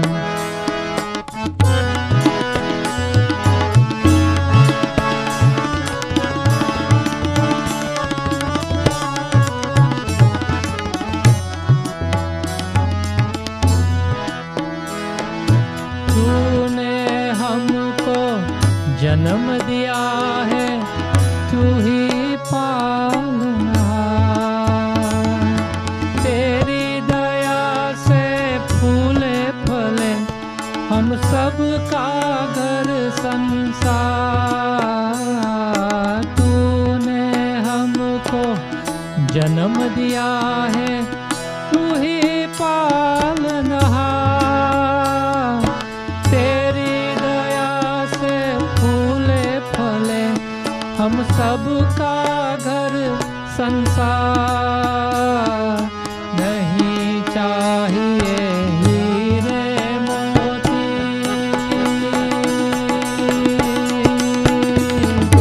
नहीं चाहिए हीरे मोती, ना रत्नों की हम तो मांगे तुझसे मालिक एक संतोष का दान, कि घर घर में खुशहाली हो, सदा सुख की हरियाली हो। नहीं चाहिए रंग महल ना दौलत की शान, हम तो मांगे तुझसे मालिक एक संतोष का दान।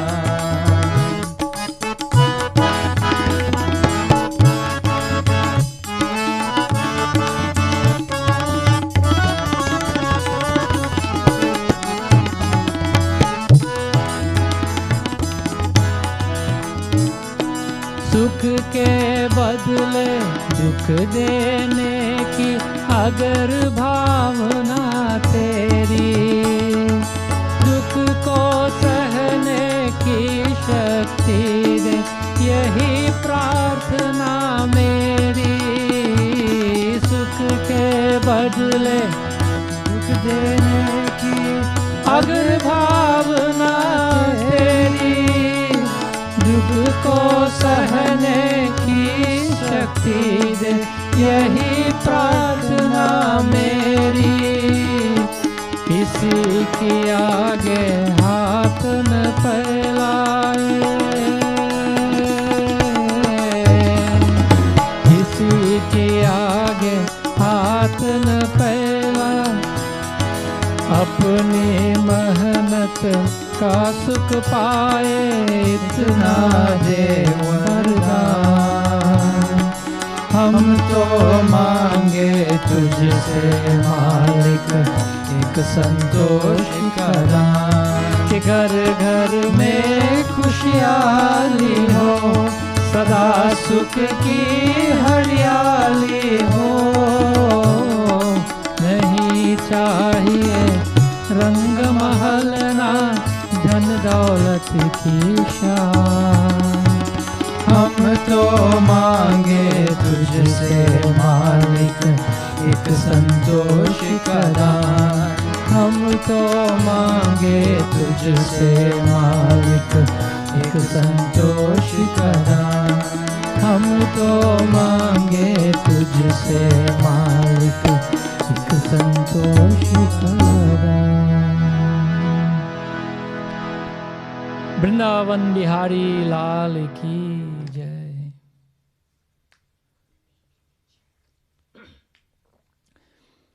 My dear friends, I've told you before that this would be our last live program. For now, we'll be doing what is called Samarpan, half an hour of program releasing every Sunday morning at 10. So I just want to say thank you to everyone who has joined us so far. I think since pandemic started, we have performed roughly about 40 satsangs non-stop. Last week we took a break, but outside of that, every weekend we've been trying to make this contribution in the form of a prayer service so that, you know, you can all join and maintain or upgrade, augment your spirituality in some way or the other. We hope that you have learned something. We have certainly learned a lot from this time that it's not something we've done before, but we were asked by some of my dearest friends, and by that I mean the peoples in the 80s club from the Mandir in West Palm Beach. There's morphed into this. We've done it about 40 times, so we've learned a lot. We hope you have learned, and we hope that it was able to benefit you in some way or the other. So I want to thank everyone, all the devotees of Bhagwan who have joined us, and I want to pinpoint again all the teachers of Sanatana Dharma who have joined us. They don't necessarily have to join us to learn anything, but they've joined our satsang to motivate and to help us and to encourage us along as we try to provide a service. So thank you to all the teachers. My dad, Pandit Satyacharan Sharma from London, England, he has been joining us every single Sunday. He has his headphone on and he's watching television, and nobody can talk to him and nobody can pass in front of him. So Dad, thank you very much. Dad, I call him Pandit Satyacharan Sharma, not because he's a practicing Hindu priest, a Purohit Karmi, but because he studied Sanskrit extensively, and so I want to thank him. Also my Mamu, Pandit Hari Prasad, has always joined us. He takes time off. It's very early for him on the West Coast, 3 hours earlier than us, but he joins us unfailingly every week. Mamu at least was a practicing Hindu priest for decades. He served the California community, being the engineer representing the government for an entire county. Very, very, very busy, but he found time to serve his mandir and serve the Hindu community. And so he also very often will provide feedback and advice to us. So Mamu, thank you very much. And to everyone else, to my chacha from Canada and my chachi, Pandit Lokmanya Tilak Sharma, who's also a teacher of mine. Chach, thank you very much for joining us and encouraging us along.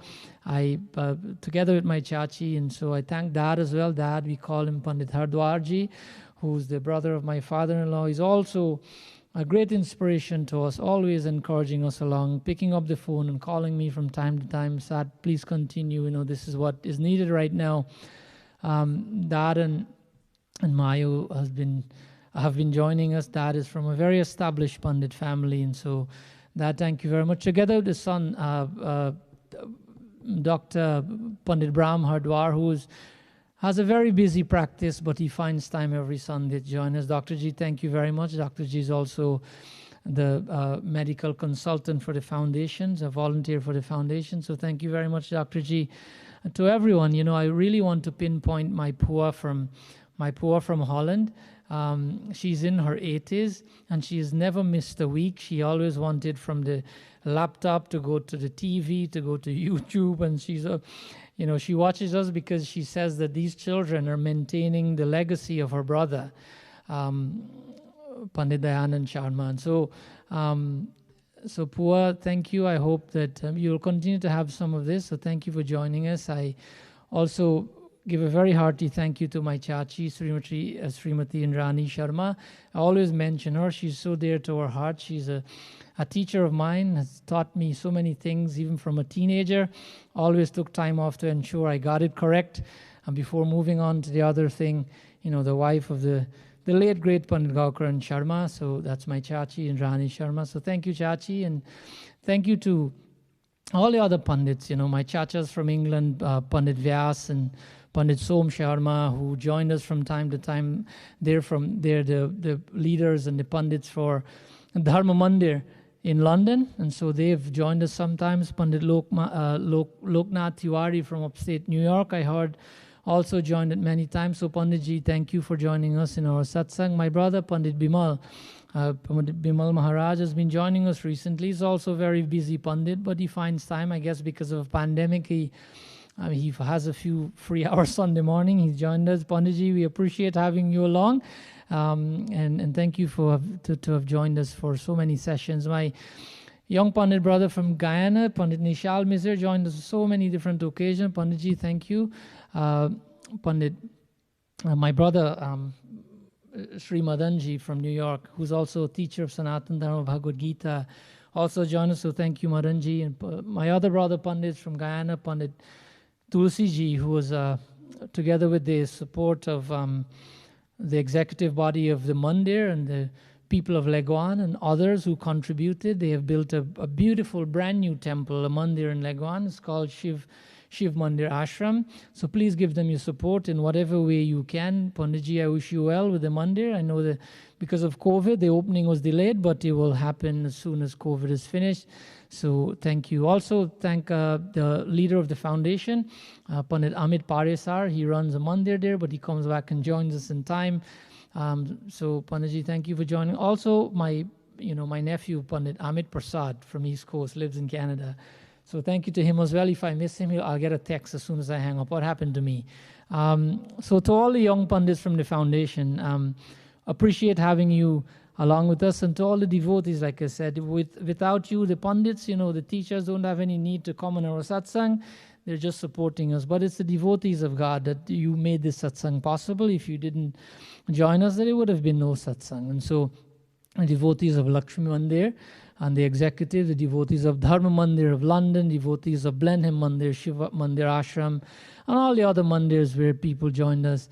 I also want to thank, you observed a few weeks that my niece and nephew, Ravi and Chrissy, were here. I want to thank them as well for contributing to our satsang, and the entire team at RKF, Radha Krishna Foundation.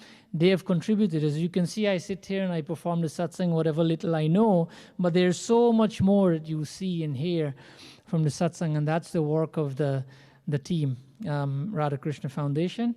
And many of you, we get messages from you, appreciate all the hard work.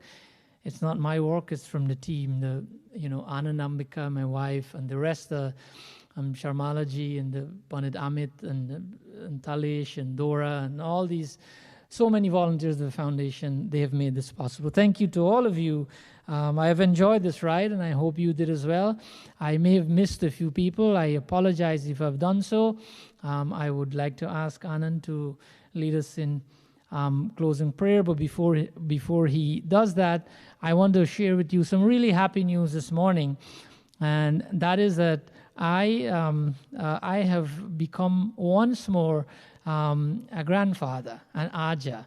As you can see, my godson there, he's Anand Prasad. Many of you know Anand. He's a whiz on the tabla, an expert musician, and so is his wife, our daughter-in-law, Samantha.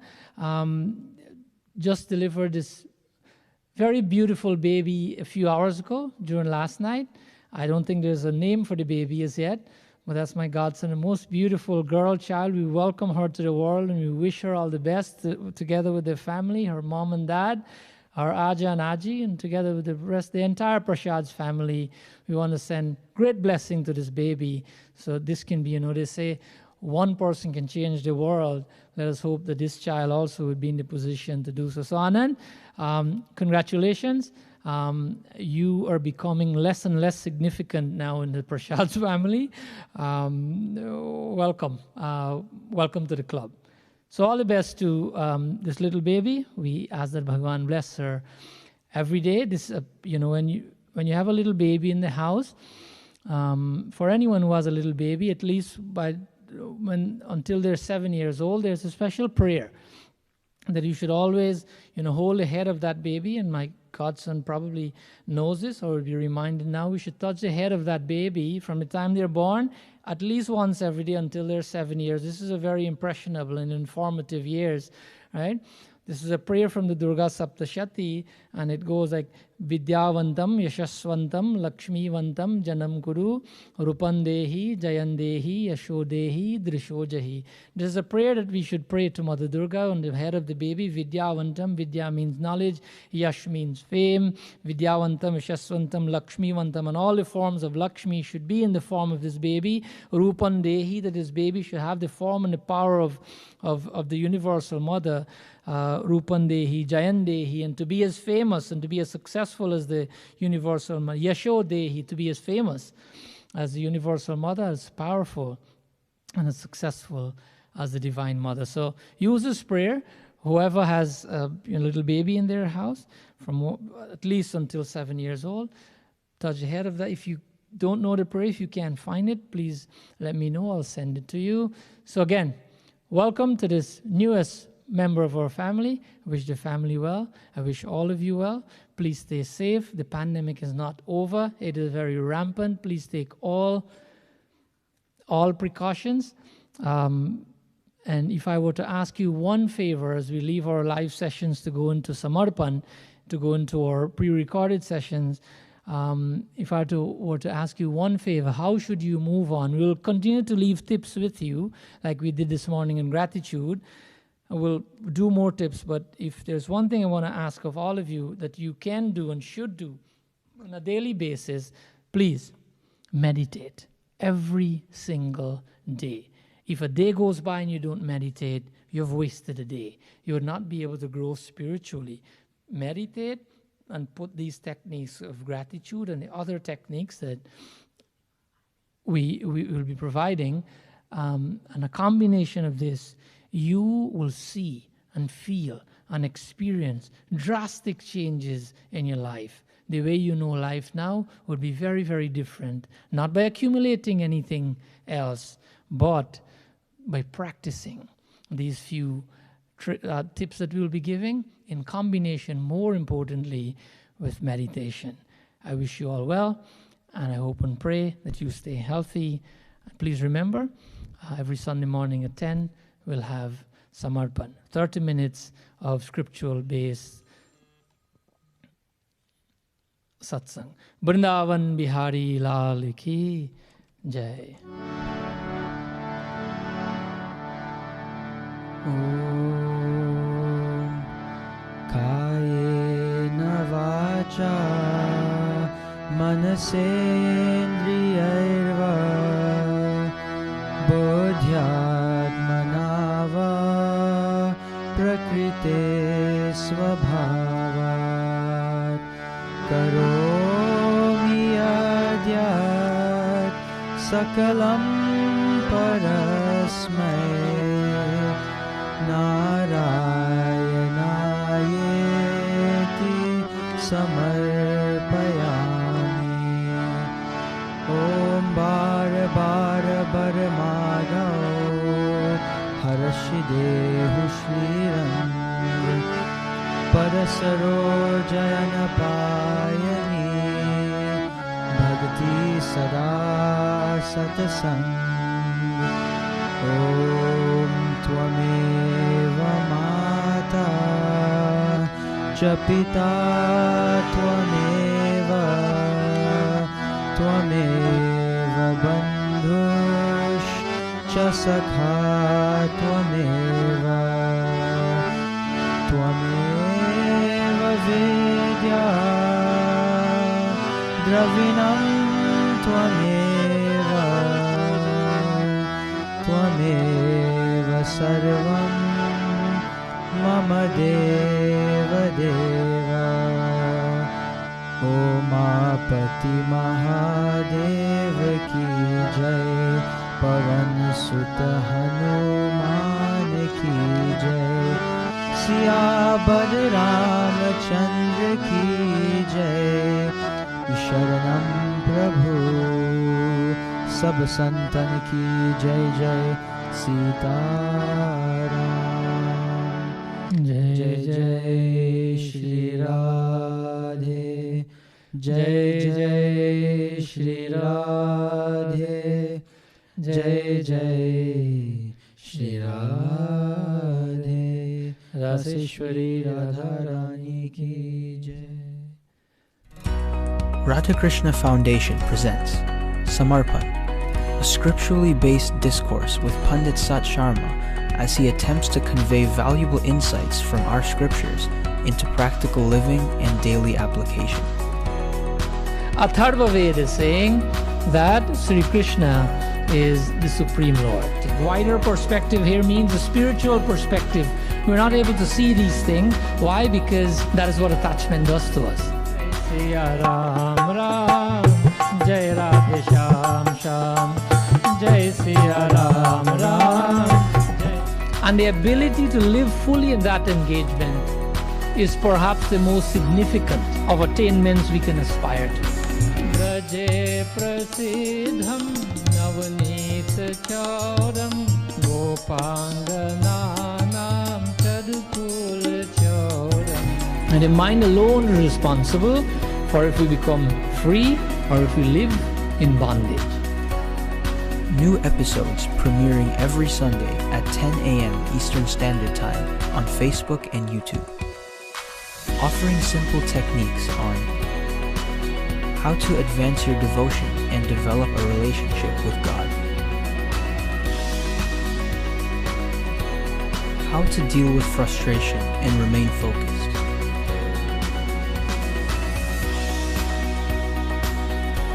How to find strength and inspiration in adversity.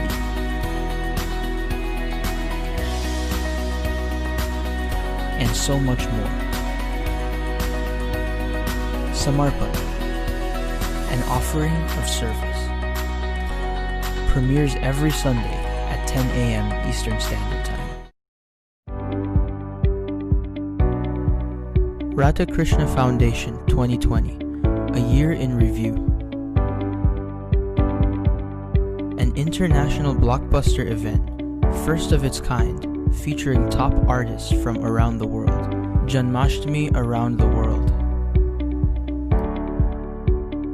Another of our blockbuster events, Deepavali, Return of Light, this time in collaboration with the Shankar Mahadevan Academy.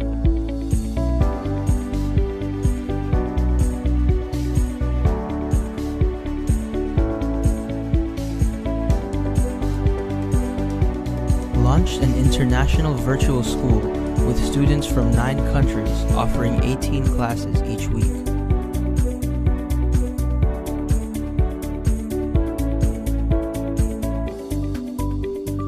Over 35 weekly satsangs with Pandit Sat Sharma, bringing hope in times of darkness during the lockdown.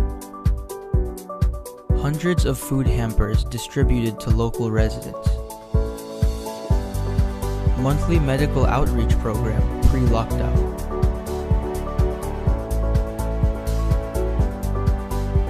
Door-to-door medication distribution during the lockdown. Reusable face mask distribution to nearby schools and residents, all handmade by the reps of the foundation. Launched RKF scripturally based children's short stories. Launched RKF Radio. Co-sponsor at Chimera 2020 India, awarding 2 bicycles to first place winners. We pay special tribute to all the lives lost during this pandemic and all families affected.